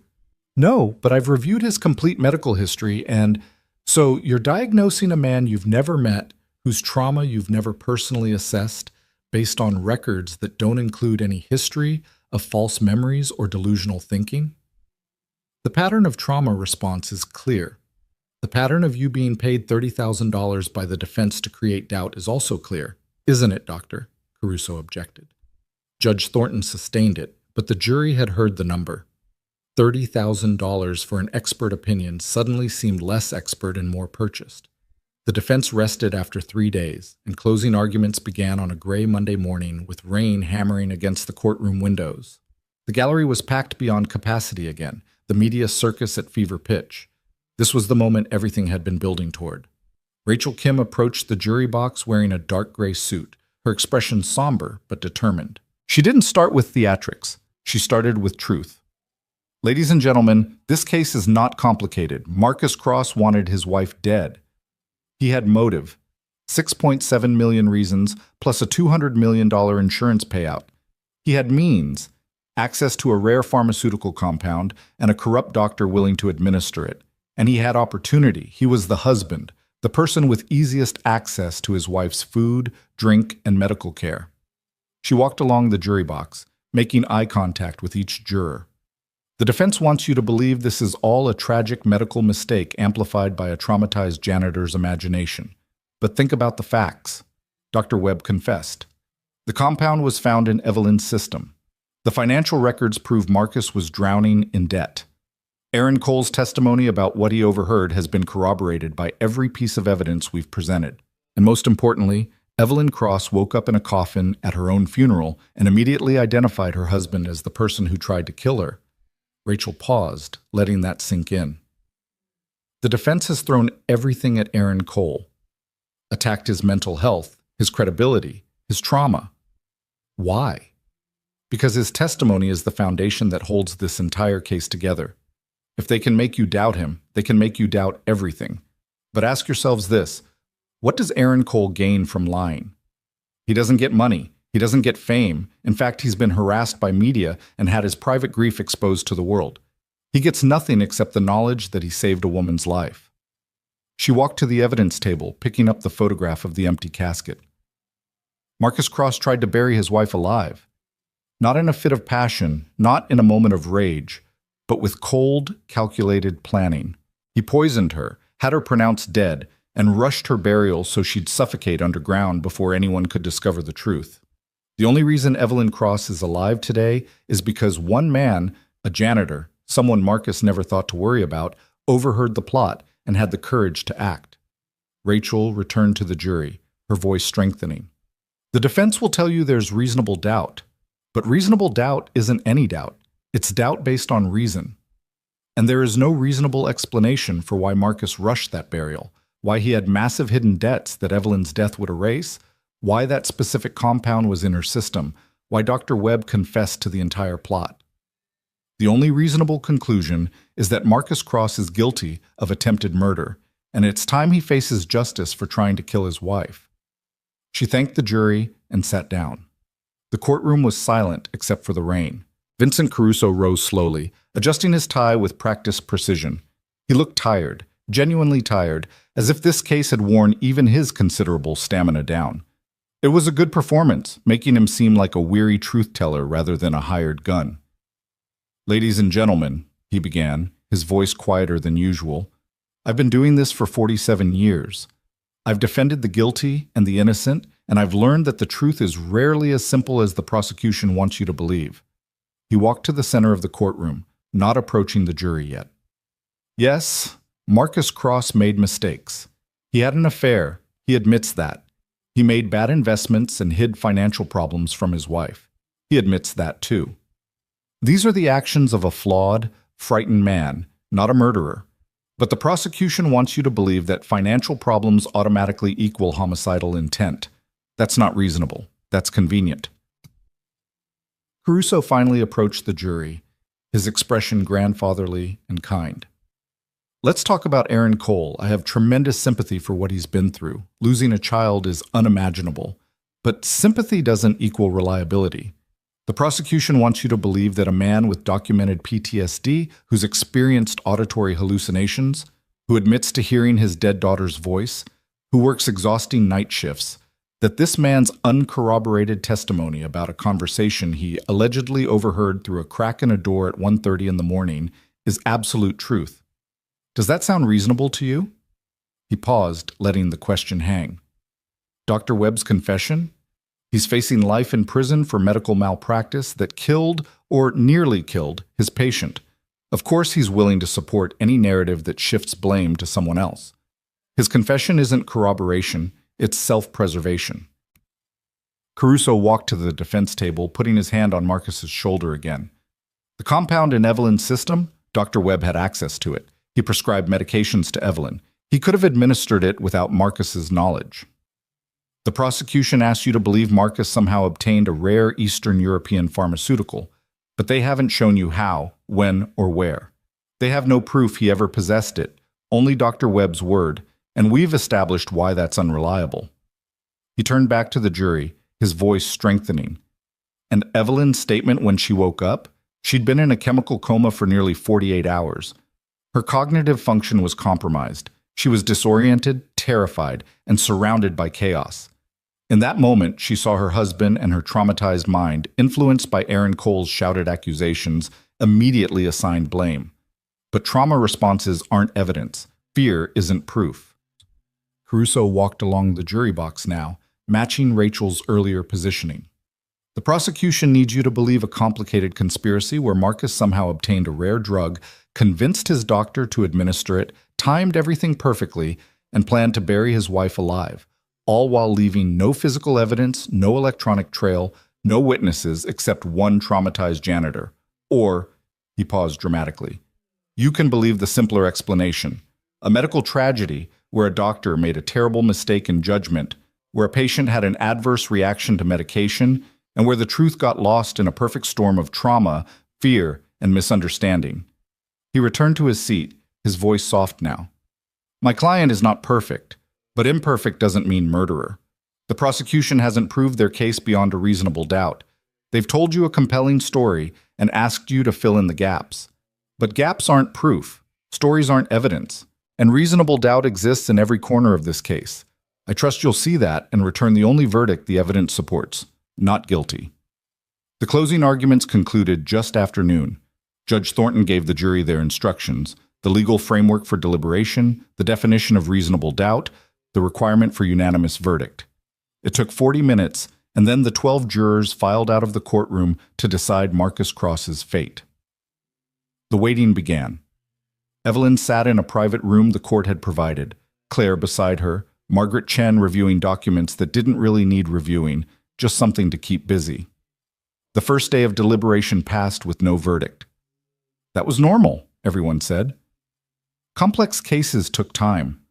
Aaron spent the days in a small coffee shop 3 blocks from the courthouse, drinking tea he didn't taste and staring at nothing. Reporters had found him, of course, but he refused all interviews, all requests for statements. He'd said everything that mattered on the witness stand. Rachel Kim and her team stayed in the prosecutor's office, running through the case again and again, second-guessing every decision, wondering if they'd done enough. She'd prosecuted 43 cases and won 41 convictions, but this one felt different. This one mattered in ways that transcended statistics. Marcus sat in his holding cell, probably still believing his money would save him. Probably already planning his post-acquittal press conference where he'd play the wronged husband, the victim of overzealous prosecution. Caruso had likely already drafted it. On the afternoon of the second day, Aaron's phone rang. Detective Park. Jury's back, she said without preamble. They've reached a verdict. Get to the courthouse now. Aaron's hands shook as he paid his bill and walked the 3 blocks through December cold that bit through his jacket. 2 days of deliberation. That could mean anything. Conviction, acquittal, hung jury. No way to know until the foreman spoke. The courtroom filled rapidly, the same overflow crowd as before, the same media frenzy. Marcus was led in wearing a fresh suit, his expression calm and confident. Evelyn entered with Claire and Margaret, her face pale but composed. Aaron took his seat in the gallery, his heart hammering so hard he could feel it in his throat. Judge Thornton entered. All rise. Everyone stood, sat, waited in electric silence as the jury filed in. Aaron tried to read their faces, looking for some clue, but they were blank, professional, giving nothing away. Has the jury reached a verdict? Judge Thornton asked. The foreman stood, a middle-aged woman named Patricia Williams, who worked as an accountant and had sat stone-faced through the entire trial. We have, Your Honor. On the charge of attempted murder in the first degree, how do you find? Patricia Williams looked directly at Marcus Cross, her expression hardening almost imperceptibly. We find the defendant guilty. The courtroom erupted. Gasps, shouts, someone screamed. Marcus's face went white, then red, his mouth opening and closing soundlessly. Caruso's professional mask cracked for just a moment, showing genuine shock. Evelyn collapsed against Claire, sobbing with relief. Margaret squeezed her hand so hard it would leave bruises. Aaron sat frozen, unable to process what he'd just heard. Guilty. They'd believed him. 12 strangers had listened to his testimony and chosen to believe. Judge Thornton gavelled for order. I will have silence in this courtroom or I will clear it. Continue, Madam Foreman. Patricia Williams continued through the remaining charges. Conspiracy to commit murder, guilty. Fraud, guilty. Witness tampering, guilty. Each verdict landed like a hammer blow, and with each one, Marcus seemed to shrink in his chair. "The jury is polled and the verdict is recorded," Judge Thornton announced. "Mr. Cross, you have been found guilty on all counts. Sentencing will be scheduled for 4 weeks from today. Until then, you will remain in custody without bail. Court is adjourned." Marcus was on his feet immediately, shouting at the jury. "You've made a terrible mistake. I'm innocent. I loved my wife. This is a miscarriage of justice." Security had to physically restrain him as he was led from the courtroom, still screaming about appeals and corruption and how his lawyers would overturn this travesty. But the jury had spoken, and their verdict was final. Outside the courthouse, in the December cold, Rachel Kim held a press conference. Cameras flashed, microphones thrust forward, reporters shouting questions over each other. Rachel waited for quiet, then spoke clearly and firmly. Today, justice was served. Marcus Cross tried to murder his wife in one of the most cold-blooded, calculated ways imaginable. He almost succeeded. But because of the bravery of one witness and the diligence of law enforcement, Evelyn Cross is alive, and her would-be murderer is facing the consequences of his actions. "What sentence are you seeking?" a reporter called out. "The maximum allowed by law, 25 years to life. Mr. Cross deserves to spend the rest of his life in prison for what he did." "What do you say to critics who claim Aaron Cole's testimony was unreliable?" Rachel smiled slightly. The jury disagreed with those critics. Aaron Cole is a hero, plain and simple. He saved a woman's life at great personal cost, and his courage made this conviction possible. "Is there a message you want to send to other potential victims of domestic violence?" Rachel's expression softened. "Yes. Your life has value. You deserve safety. And there are people who will fight for you, even people you've never met, like Aaron Cole did for Evelyn Cross. Don't lose hope. Justice is possible." Evelyn gave her own brief statement, her voice steady despite the tears streaming down her face. "I want to thank the jury for their service and their verdict. I want to thank the prosecutors, the police, and everyone who worked tirelessly to bring the truth to light. But most of all, I want to thank Aaron Cole. He saved my life when he had no reason to, when it would have been safer to stay silent. His courage gave me a second chance at life, and I will spend the rest of that life making sure his bravery wasn't for nothing." Aaron watched from the edge of the crowd, refusing to approach the microphones. He'd done what he set out to do. The rest was just noise. But Margaret Chen found him anyway, pulling him aside while the media circus continued. "Evelyn wants to see you," Margaret said. "Tonight, if you're willing. Private dinner, just the three of us, you, her, and me to handle any legal questions. She has a proposal for you." "I told her I don't want money," Aaron said. "It's not about money, it's about purpose. Will you come?" Aaron thought about his empty apartment, his solitary life, the 7 years he'd spent being invisible. And he thought about the last 3 weeks, the terror and triumph, the testimony and verdict, the feeling of mattering again. "I'll come," he said.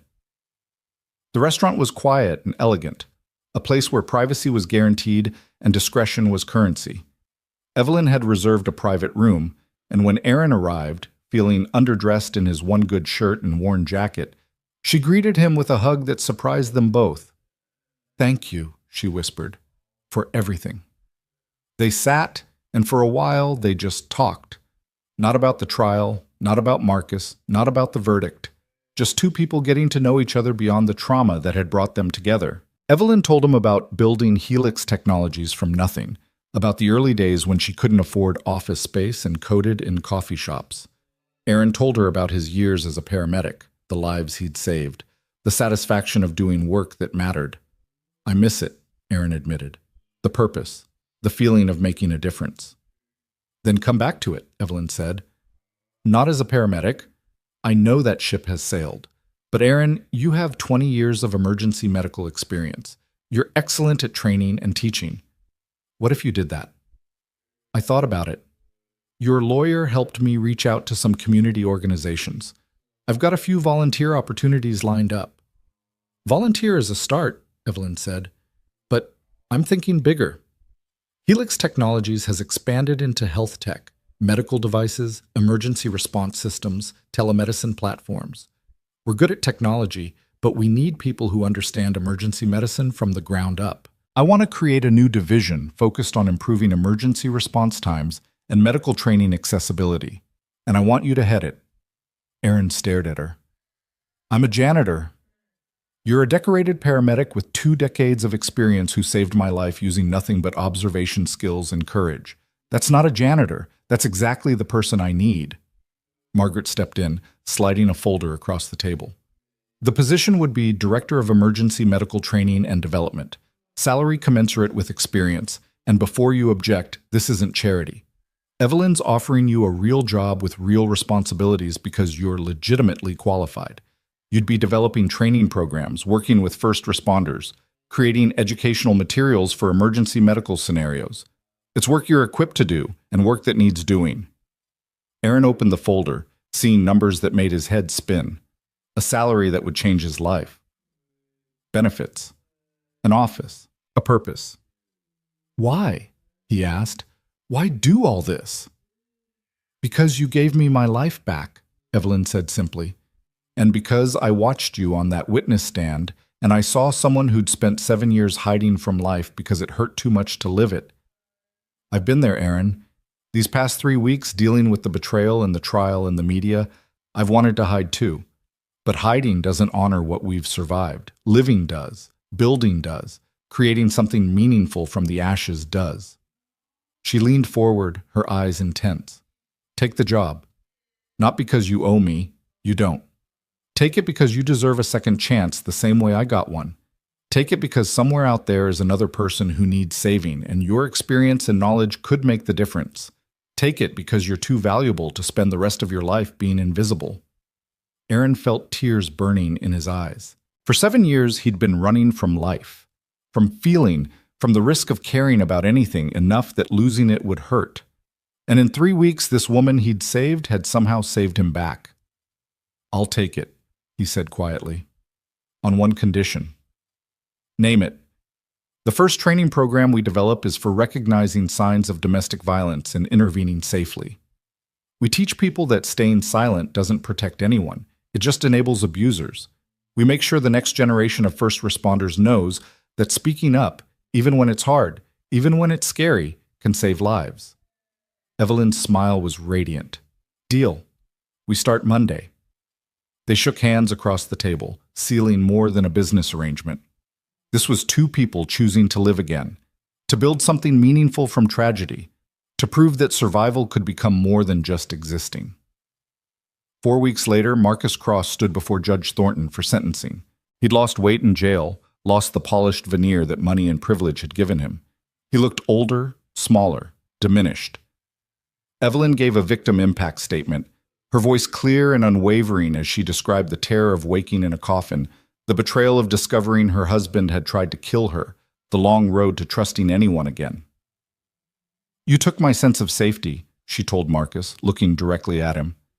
"You took my ability to trust. You took years of my life that I'll spend in therapy trying to process what you did. But you didn't take my life itself. Aaron Cole made sure of that. And while you spend the rest of your days in prison, I'll spend mine building something better, a company that helps people, programs that save lives, a future that honors the second chance I was given." Judge Thornton sentenced Marcus Cross to 25 years to life on the attempted murder charge, with additional sentences on the conspiracy and fraud charges to run consecutively. With good behavior, he might be eligible for parole in 40 years. He'd be 93. Dr. Harrison Webb, for his cooperation and testimony, received 12 years with possibility of parole in 8. He'd lost his medical license, his reputation, his freedom. But he'd also found something resembling redemption in the truth. And Aaron Cole, standing in the back of the courtroom one last time, watched justice finally, fully, completely served. Then he walked out of that courthouse and toward his new office at Helix Technologies, where his nameplate read, Director of Emergency Medical Training, and his calendar was already full of meetings about the Domestic Violence Intervention Program. The nightmare still came sometimes. Maya's voice, Sophie's face, the weight of loss that would never fully lift. But now, when Aaron woke in the dark, he had purpose waiting for him in the morning. He had work that mattered. He had a life worth living.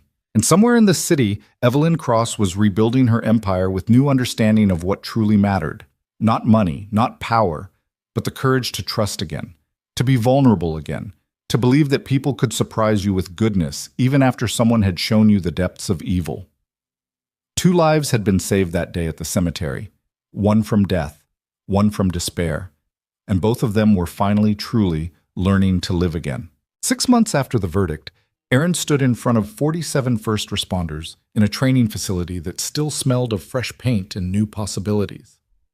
The room was part of Helix Technologies' new Emergency Medical Training Center, a state-of-the-art complex that Evelyn had fast-tracked through development with the kind of determination that had built her empire. These trainees, paramedics, EMTs, firefighters, police officers, had given up their Saturday to attend Aaron's workshop on recognizing and responding to domestic violence situations. "Let me tell you about the biggest mistake I ever made," Aaron began, and the room went silent.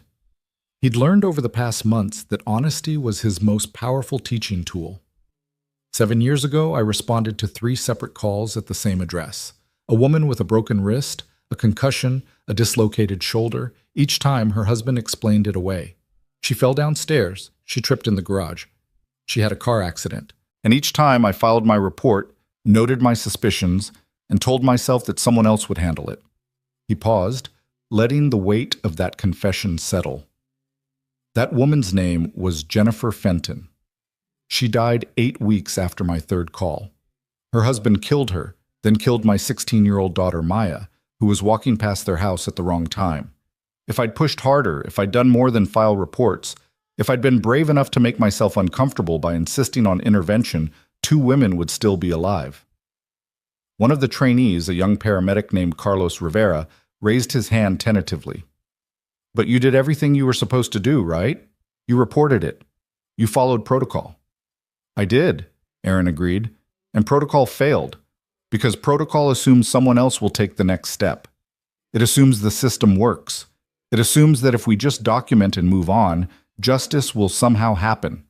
But justice doesn't happen automatically. It requires people willing to be uncomfortable, to push beyond the minimum, to care enough to follow through." He clicked to the next slide, showing statistics on domestic violence deaths and the number of times victims had prior contact with emergency services. The numbers were staggering and shameful. "You're going to encounter situations where everything looks fine on the surface," Aaron continued, "where the victim covers for the abuser, where the injuries have plausible explanations, where getting involved seems like more trouble than it's worth.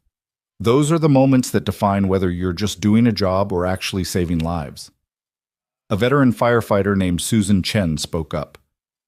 "But we can't force people to leave dangerous situations. We can't make arrests without evidence. What are we supposed to do?" "You do what I should have done," Aaron said. "You document everything in obsessive detail. You give victims resources every single time, even if they refuse them. You build relationships with social workers, domestic violence advocates, and police who specialize in these cases. You make yourself a small but persistent thorn in the abuser's side, letting them know they're being watched. And you never convince yourself that someone else will handle it." He spent the next 3 hours walking them through case studies, intervention strategies, and the subtle signs of abuse that often went unnoticed. When the session ended, Carlos approached him with tears in his eyes. "My sister's in a bad marriage," he said quietly. "I've known for months, but I kept telling myself it wasn't my business, that she's an adult who can make her own choices. After hearing you today, I can't keep pretending. I need to do something." Aaron gave him contact information for 3 domestic violence organizations and a script for having difficult conversations with loved ones in danger. "The hardest part is starting," Aaron told him. "But once you start, you'll find the strength to continue. I promise."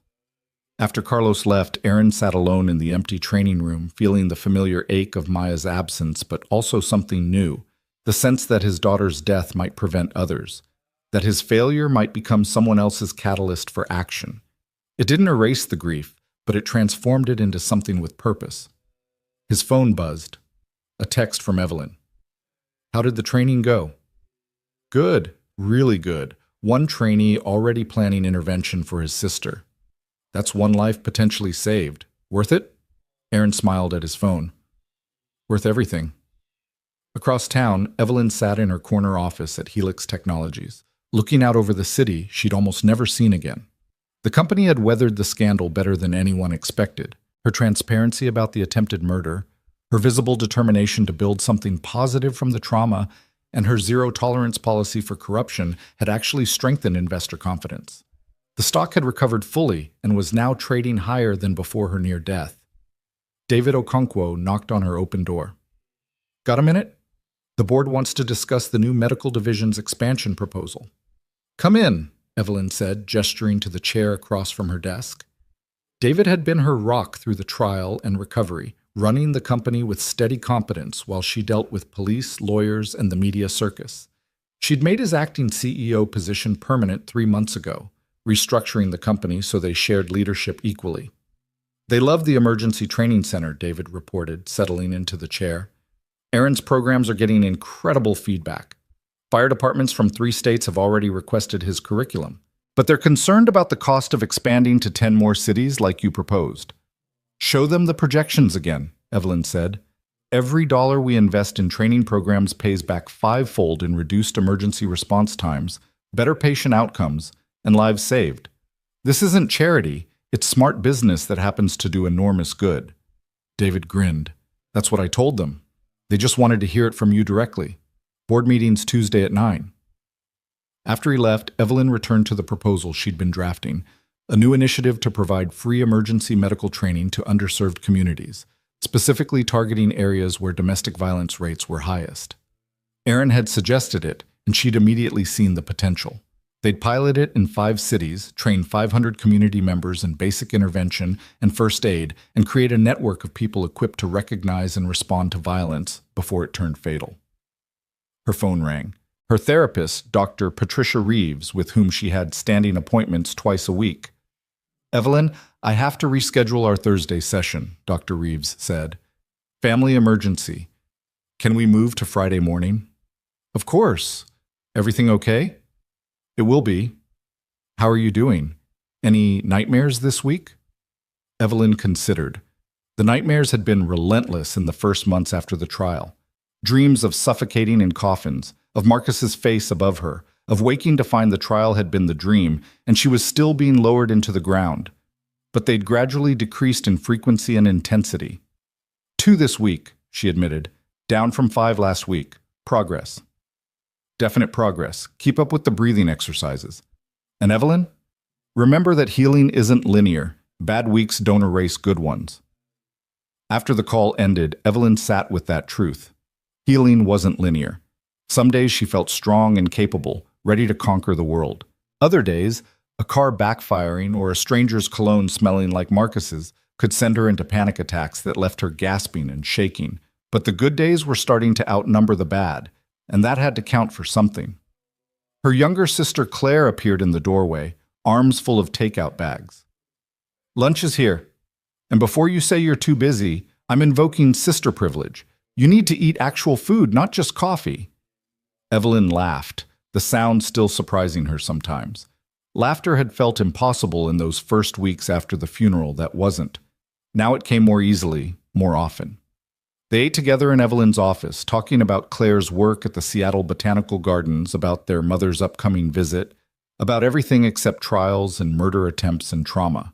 These normal conversations were healing in their own way, reminding Evelyn that life could be ordinary and beautiful again. Have you thought about dating? Claire asked suddenly, then winced. Sorry, that was too direct. Forget I asked.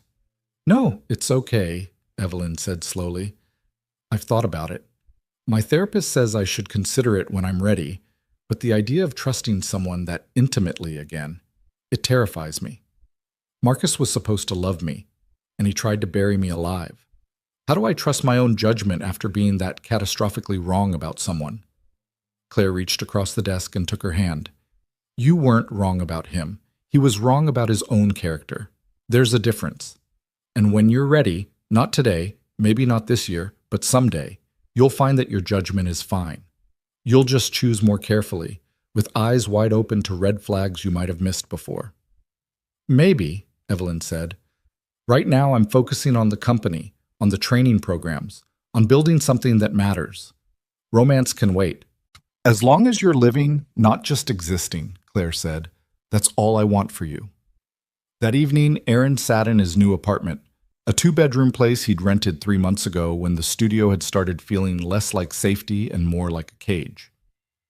The second bedroom was set up as an office, filled with medical textbooks, training materials, and a wall covered in thank you notes from people who'd attended his workshops. He was reviewing curriculum for next month's advanced training when his phone rang, an unknown number which he normally wouldn't answer, but something made him pick up. "Is this Aaron Cole?" A woman's voice, hesitant and strained. "Yes. Who's calling?" "My name is Jennifer Martinez. You don't know me, but my brother Carlos took your training last weekend, the domestic violence intervention workshop." Aaron's attention sharpened. "Is everything all right?" "Because of what you taught him, because of the resources you provided. He convinced me to leave my husband. I'm at a shelter now with my 2 kids. It was the hardest thing I've ever done, but Carlos made me understand that staying was teaching my children that love means accepting violence, that I deserved better, that they deserved better." Aaron felt emotion tighten his throat. "I'm so glad you got out safely. I just wanted to thank you. Carlos said you lost your daughter because someone didn't intervene in time. I'm so sorry for your loss, but I want you to know because you turned your grief into action, because you taught my brother how to help me. My kids still have their mother. That's your daughter's legacy, Mr. Cole. Live saved because of the life you lost." After Jennifer hung up, Aaron sat in the quiet of his apartment and cried. Not the bitter, rage-filled tears of the past 7 years, but something cleaner. Grief mixed with purpose. Loss transformed into meaning. Maya was still gone. Sophie was still gone. That would never stop hurting, but their deaths had sparked something in him that was now saving others, and maybe that was the only redemption available in a senseless world. His phone buzzed again. This time, Evelyn. "Did you get the email about the Denver expansion? The fire chief there wants your full training program for all their emergency personnel." "Just saw it. That's 200 more people trained, 200 more chances to intervene before violence becomes fatal. We're making a difference, Aaron. Real, measurable difference." "We are," he agreed. "Thank you for giving me this chance, for seeing past the janitor to the paramedic I used to be. Thank you for saving my life and then teaching me how to live it again. Dinner next week? I want to discuss the community outreach proposal with you." "It's a date," Aaron said, then immediately felt awkward. "I mean, not a date, a work dinner, a professional—" Evelyn laughed and the sound was warm and genuine. "I know what you meant. 7 p.m. at Marino's. And Aaron, you can stop being nervous around me. We're friends. That's allowed." Friends. The word felt foreign but also comforting. Aaron had isolated himself for so long that friendship seemed like a luxury he didn't deserve. But maybe Evelyn was right. Maybe they'd both earned the right to connection, to trust, to building something beyond survival. 3 months later, Aaron stood in his mother's garden in Ohio, visiting for the first time in 2 years. He'd avoided family gatherings, unable to face their pity and his own shame at how far he'd fallen. But his mother had called after seeing news coverage of the trial, had told him she was proud of him, had begged him to come home even just for a weekend. The garden was overgrown but beautiful, wild roses climbing trellises and flowering plants in riotous abundance. His mother appeared with tea, her hair grayer than he remembered, her smile the same. "Sophie would have loved this," she said softly, gesturing at the garden. "She had such a gift with growing things." "She did," Aaron agreed. It was the first time in 7 years he'd been able to talk about Sophie without feeling like he was drowning. "What you're doing now," his mother continued, "this training program, helping people. Sophie would be so proud. Maya too. They'd want you living like this, purposefully, helpfully, not hiding in grief." "I wasted 7 years," Aaron said quietly. "No, you spent 7 years healing badly, which is different from wasting. And when the moment came, when Evelyn Cross needed someone to see her and act, you were ready. Maybe you couldn't have been that person without those 7 years of understanding loss." His mother squeezed his hand. "Everything that breaks us also teaches us, if we let it. You let it, Aaron. Finally." They spent the weekend talking about Maya's childhood, Sophie's quirks, the good years before tragedy struck. It hurt, but it also felt like lancing a wound that had festered too long. The pain was cleaner now, more honest. On his last morning there, Aaron visited the cemetery where Sophie and Maya were buried. He'd avoided it for 7 years, unable to face the physical proof of what he'd lost. But now he stood before their shared headstone and spoke to them as if they could hear. "I'm sorry it took me so long," he said. "Sorry I wasted years being half alive. But I'm trying now. I'm helping people, saving lives when I can, teaching others to be braver than I was. I hope that matters. I hope wherever you are, you can see that I'm finally becoming someone you'd be proud of again." The wind rustled through the trees, and Aaron chose to interpret it as approval. Whether the universe worked that way or not, he needed to believe that his family knew he was trying, that their deaths weren't meaningless, that love persisted somehow beyond loss. Back in the city, Evelyn faced her own reckoning. She'd filed for divorce from Marcus immediately after his conviction. Technically still married to a man serving life in prison created legal complications she didn't need. The divorce was finalized in absentia, Marcus refusing to participate from his prison cell. She reclaimed her maiden name, Chambers, though most people still knew her as Cross. That was fine. She'd built the Cross name into something powerful, and Marcus's crimes couldn't erase her achievements. Her lawyers had suggested she sell the house she'd shared with Marcus, but Evelyn had a different idea. She donated it to a nonprofit organization that provided housing for domestic violence survivors, complete with security systems, legal resources, and counseling services. The irony was intentional. The house where Marcus had plotted her murder would now shelter women escaping men like him. The media coverage of the donation was overwhelmingly positive, but Evelyn didn't do it for publicity. She did it because the house held nothing but painful memories, and transforming it into a space of healing felt like reclaiming power Marcus had tried to take. A year after the funeral that wasn't, Evelyn and Aaron met for dinner at their usual restaurant. It had become a monthly tradition, checking in with each other, discussing the training programs, and slowly building a friendship that defied easy categorization. They'd saved each other's lives in different ways, and that created a bond that was deeper than romance, but more intimate than mere friendship. The community outreach program graduated its first class yesterday, Aaron told her, showing her photos on his phone. 87 people from underserved neighborhoods now trained in emergency intervention and domestic violence recognition. One of them, a woman named Keisha Washington, already used her training to help a neighbor escape an abusive situation. "That's incredible," Evelyn said, genuinely moved. 87 people who can each save multiple lives over the course of their lifetimes. The ripple effect is exponential. "It's what you funded," Aaron reminded her. "None of this happens without your vision and resources. And none of it happens without your expertise and passion. We're partners in this, Aaron, equal partners." They ordered dinner and talked about expansion plans, funding proposals, and the possibility of creating a national training network. The conversation flowed easily. Two people who'd learned to trust each other completely because they'd been tested in the most extreme circumstances possible. "Can I ask you something personal?" Aaron said as dessert arrived. "Always." "Do you ever regret it? Hiring me, building this whole division around emergency training, tying your company to the story of your near murder. It would have been easier to just move on quietly." Evelyn considered the question seriously. "I regret marrying Marcus. I regret not seeing the signs earlier. I regret the fear and trauma that still wake me up some nights. But this?"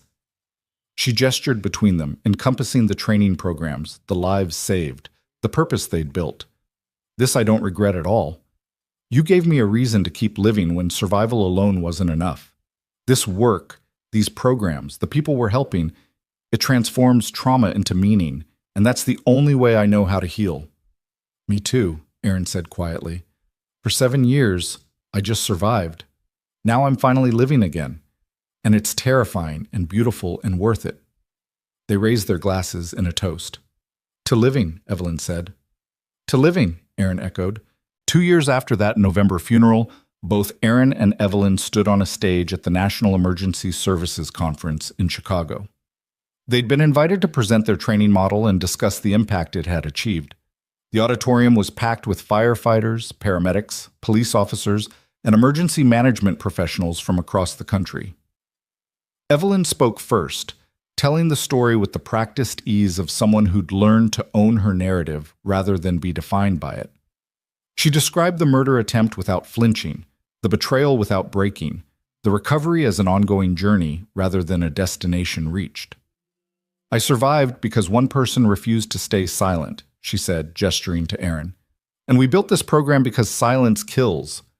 Every day someone sees something that troubles them and chooses not to act, chooses to believe it's not their business, or that someone else will handle it, or that getting involved will cause more problems than it solves. And every day, people die because of that silence." Aaron took over, walking the audience through the statistics, the training methodology, and the measurable outcomes. In 2 years, their programs had trained over 3,000 emergency responders and community members. Documented interventions had saved at least 47 lives, 47 Jennifer Martinez's who'd escaped dangerous situations because someone had the training and courage to help. "These aren't just numbers," Aaron said, his voice carrying through the auditorium. "Each one is a person who goes home safe, children who still have a parent, families that remain intact. Each one is a life that matters, saved because we decided that silence was no longer acceptable." During the question and answer session, a veteran firefighter raised his hand. "I've been doing this job for 28 years. I've responded to hundreds of domestic calls. But your training showed me things I'd been missing, patterns I'd been ignoring. 3 months after taking your workshop, I helped a woman escape a situation that would have killed her within the week. She's safe now, rebuilding her life. I just wanted to say thank you for teaching an old dog new tricks." The audience applauded. More hands went up, more stories were shared, more lives saved because people had learned to see and act. After the conference, as they waited for their flights home, Evelyn and Aaron sat in the airport lounge reflecting on how far they'd come. "Do you ever wonder what your life would be like if I'd actually died that day?" Evelyn asked. "Every day," Aaron admitted. "I think about the guilt I'd carry, knowing I'd overheard the plot and failed to stop it. I think about how that would have destroyed me completely, how I'd never have recovered from another preventable death. And I think about suffocating underground, about Marcus getting away with it, about all the work we're doing now never happening. It's strange. The worst thing that ever happened to me also led to some of the best things. The programs we've built, the lives we've saved, this friendship we have. None of it exists without that terrible day." "Trauma can destroy us or transform us," Aaron said. "Sometimes both. The key is choosing which one defines the story." Evelyn smiled. "We chose well then." 3 years after the funeral, Evelyn received a letter forwarded from her lawyer. It was from Marcus, his first attempt at communication since the conviction. Her hands shook as she opened it, unsure what to expect. The letter was brief. No apology, no acceptance of responsibility, just a rambling justification about financial pressure and bad decisions and how he'd never intended for things to go that far. He suggested that with good behavior, he might be eligible for parole in 37 years, and perhaps then they could talk about what really happened. Evelyn read it once, felt the old anger rise and crest and gradually subside, then filed it away without responding. Marcus didn't deserve her energy, her anger, or her forgiveness. He deserved exactly what he'd gotten, consequences and obscurity. She texted Aaron. "Got a letter from Marcus. First contact since conviction. I'm okay." His response came immediately. "Want to talk?" "No need, just wanted someone to know. The old me would have spiraled, the new me just files it and moves on." "That's growth. Proud of you." Evelyn smiled at her phone, grateful for a friendship that had become foundational to her healing. Aaron understood trauma in ways her therapist, her sister, even her closest friends couldn't. He'd walked through his own fire and emerged scarred but stronger. And his presence reminded her that survival was possible, that meaning could be built from ashes. 5 years after that November day, Aaron stood in Sophie's garden for the first time since her death. His mother had maintained it, but she was getting older, struggling with the physical demands. Aaron had finally felt ready to return, to tend the roses Sophie had loved, to transform the space from a shrine of grief into a living memorial.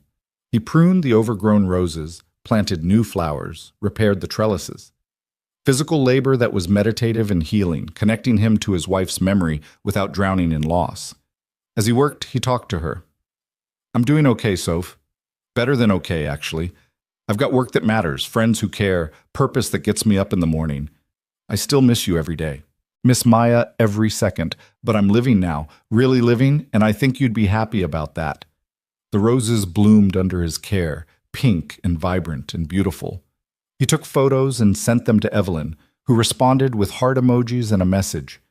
Sophie's legacy lives on, just like Maya's lives on, and every person your training saves. That summer, Aaron met someone. Her name was Rachel Nguyen, a trauma counselor who'd attended one of his workshops and stayed after to discuss collaboration between their organizations. They got coffee to talk about work, then dinner, then found themselves on a third, not quite date that definitely felt like a date. I should tell you up front, Aaron said over pasta. I lost my wife and daughter 7 years ago. I've done a lot of healing, but I still carry that grief. It's part of who I am. Rachel met his eyes steadily. I work with trauma survivors every day. I understand that grief doesn't disappear. It just becomes part of your story. And Aaron, your story includes incredible courage and growth. That's what I see when I look at you. They took things slowly, both of them cautious about rushing into intimacy after their respective traumas. But over months, something gentle and genuine grew between them. It wasn't the passionate whirlwind Aaron had experienced with Sophie in their 20s. It was something quieter, more intentional, built on mutual respect and shared purpose. When Aaron introduced Rachel to Evelyn over dinner 6 months into the relationship, Evelyn approved immediately. You're good for him, she told Rachel directly.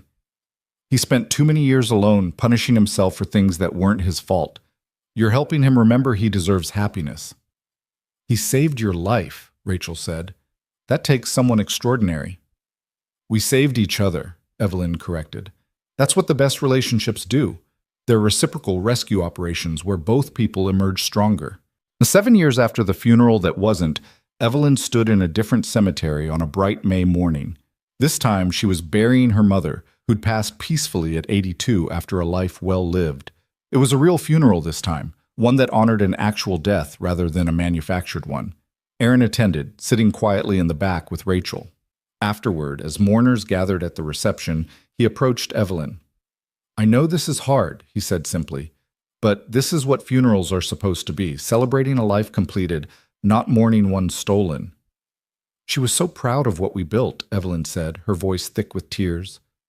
The training programs, the lives saved. She told me that surviving my own funeral gave me perspective most people never get, the chance to see what mattered before it was too late. She said I used that gift wisely. You did. You do. And she was right to be proud. They stood together watching mourners share stories of Evelyn's mother, her kindness, her strength, her unwavering support of her daughters. It was a life celebrated properly, honored fully, mourned genuinely. The contrast to that other funeral 7 years ago couldn't have been sharper. As the reception wound down, Evelyn pulled Aaron aside. I've been thinking about expanding the training programs internationally. London first, then Tokyo, then Sydney. I want our model replicated globally, saving lives on every continent. Are you in? Aaron didn't hesitate. Absolutely. Let's save the world, one training session at a time. They shook hands, then laughed at the formality and hugged instead. Two people who'd faced death, one literally, one spiritually, and chosen to build something meaningful from the experience. Two people who'd found purpose in the darkest places and light in unexpected friendships. 10 years after Aaron Coles stopped Evelyn Cross's funeral and saved her life, they stood together at the opening of the 100th Emergency Medical Training Center, this one in Mumbai. The program had expanded beyond anything they'd imagined, training tens of thousands of first responders and community members across 6 continents. The measurable impact was staggering. Over 2,000 documented lives saved through intervention, countless more through improved emergency response. During the ribbon-cutting ceremony, a reporter asked Evelyn the inevitable question. Do you ever think about that day at the cemetery? About how close you came to dying? Evelyn smiled, comfortable with the question, after a decade of answering it. Every day. But not with fear anymore. With gratitude. That day taught me that ordinary people can do extraordinary things when they choose courage over convenience. Aaron was supposed to be invisible, just a janitor nobody noticed. But he saw what others missed, heard what others ignored, and acted when it would have been safer to stay silent. That's the lesson we've built this entire program around. Everyone has the power to save lives if they're willing to be brave. The reporter turned to Aaron. And you, Mr. Cole? Any regrets about that decision? Aaron thought about Maya and Sophie, about the 7 years he'd spent drowning in grief, about the life he'd built in the decades since. He thought about Rachel, now his wife of 3 years, and the foster son they'd recently welcomed into their home, a teenager who'd lost his own family to violence and needed adults who understood trauma. He thought about the thousands of people alive today because he'd stopped staying silent. No regrets, Aaron said firmly. That day I had a choice, be the man I'd been, paralyzed by past failures, or be someone different, someone braver. I chose brave, and that choice gave me my life back just as surely as it saved Evelyn's. They cut the ribbon together, and the crowd applauded. The Mumbai Training Center opened its doors, ready to teach another generation of first responders that silence kills and courage saves. That evening, at a dinner celebrating the opening, Evelyn raised her glass for a toast. The room quieted as she stood, looking around at the faces gathered. Aaron and Rachel, local emergency services leadership, nonprofit partners, community advocates who'd made this expansion possible. 10 years ago, my husband tried to bury me alive, she began, her voice clear and steady.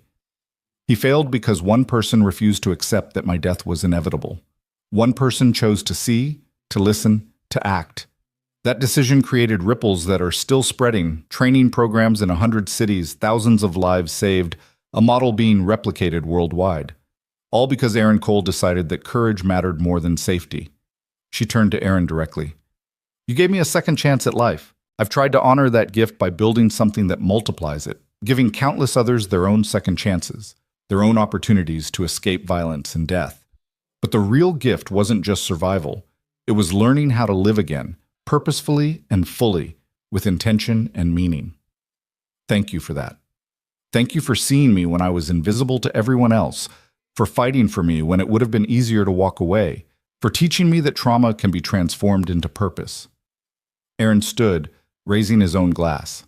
To living, he said simply, echoing the toast they'd made so many years ago. To living, the room responded in chorus. As the celebration continued around them, Evelyn and Aaron stepped out onto the balcony overlooking Mumbai's glittering cityscape, a decade of friendship, of shared purpose, of building something meaningful from the ashes of trauma. Do you ever wonder what comes next? Evelyn asked. We've accomplished so much. Sometimes I worry we've peaked, that everything from here is just maintaining what we've built. Then we build something new, Aaron said. We find the next problem that needs solving, the next lives that need saving. That's what we do. We see what others miss, and we act. That doesn't stop just because we've already succeeded. Evelyn nodded, already thinking about mental health initiatives for emergency responders, about expanding training to include suicide prevention and addiction intervention, about all the ways their model could adapt and grow. Together? She asked. Always, Aaron confirmed. They stood in comfortable silence, two people who'd been pulled back from different types of graves and had chosen to spend their second chances lifting others toward light. The work would continue. Lives would be saved. And somewhere, in a cemetery that almost became Evelyn's tomb, grave plot 447 remained empty, a testament to the power of one person's courage to change everything. 10 years, 100 training centers, thousands of lives saved, and two people who'd learned that the opposite of death wasn't just survival. It was living with purpose, with intention, with the absolute conviction that choosing courage over silence could change the world, one saved life at a time. The janitor who became a hero. The billionaire who became an advocate. Together, they'd prove that even when the world tries to bury the truth, even when darkness seems inevitable, even when staying silent seems safer, courage can bring light back to the surface. And that light, once kindled, spreads in ways no one can predict or contain. It spreads through training sessions and interventions, through lives saved and families preserved, through a global network of people who learn to see, to listen, to act. Aaron Cole had stopped one funeral 10 years ago. In doing so, he'd sparked a movement that would prevent thousands more. That was his daughter's legacy, his wife's memorial, and his own redemption, all woven together in a story that began with a coffin and ended with countless lives lived instead of lost. The best stories, Aaron had learned, weren't the ones where heroes never fell. They were the ones where broken people found the courage to rise again, to transform their pain into purpose, and to build something beautiful from the ruins of what they'd lost. This was that story. And it was far from over.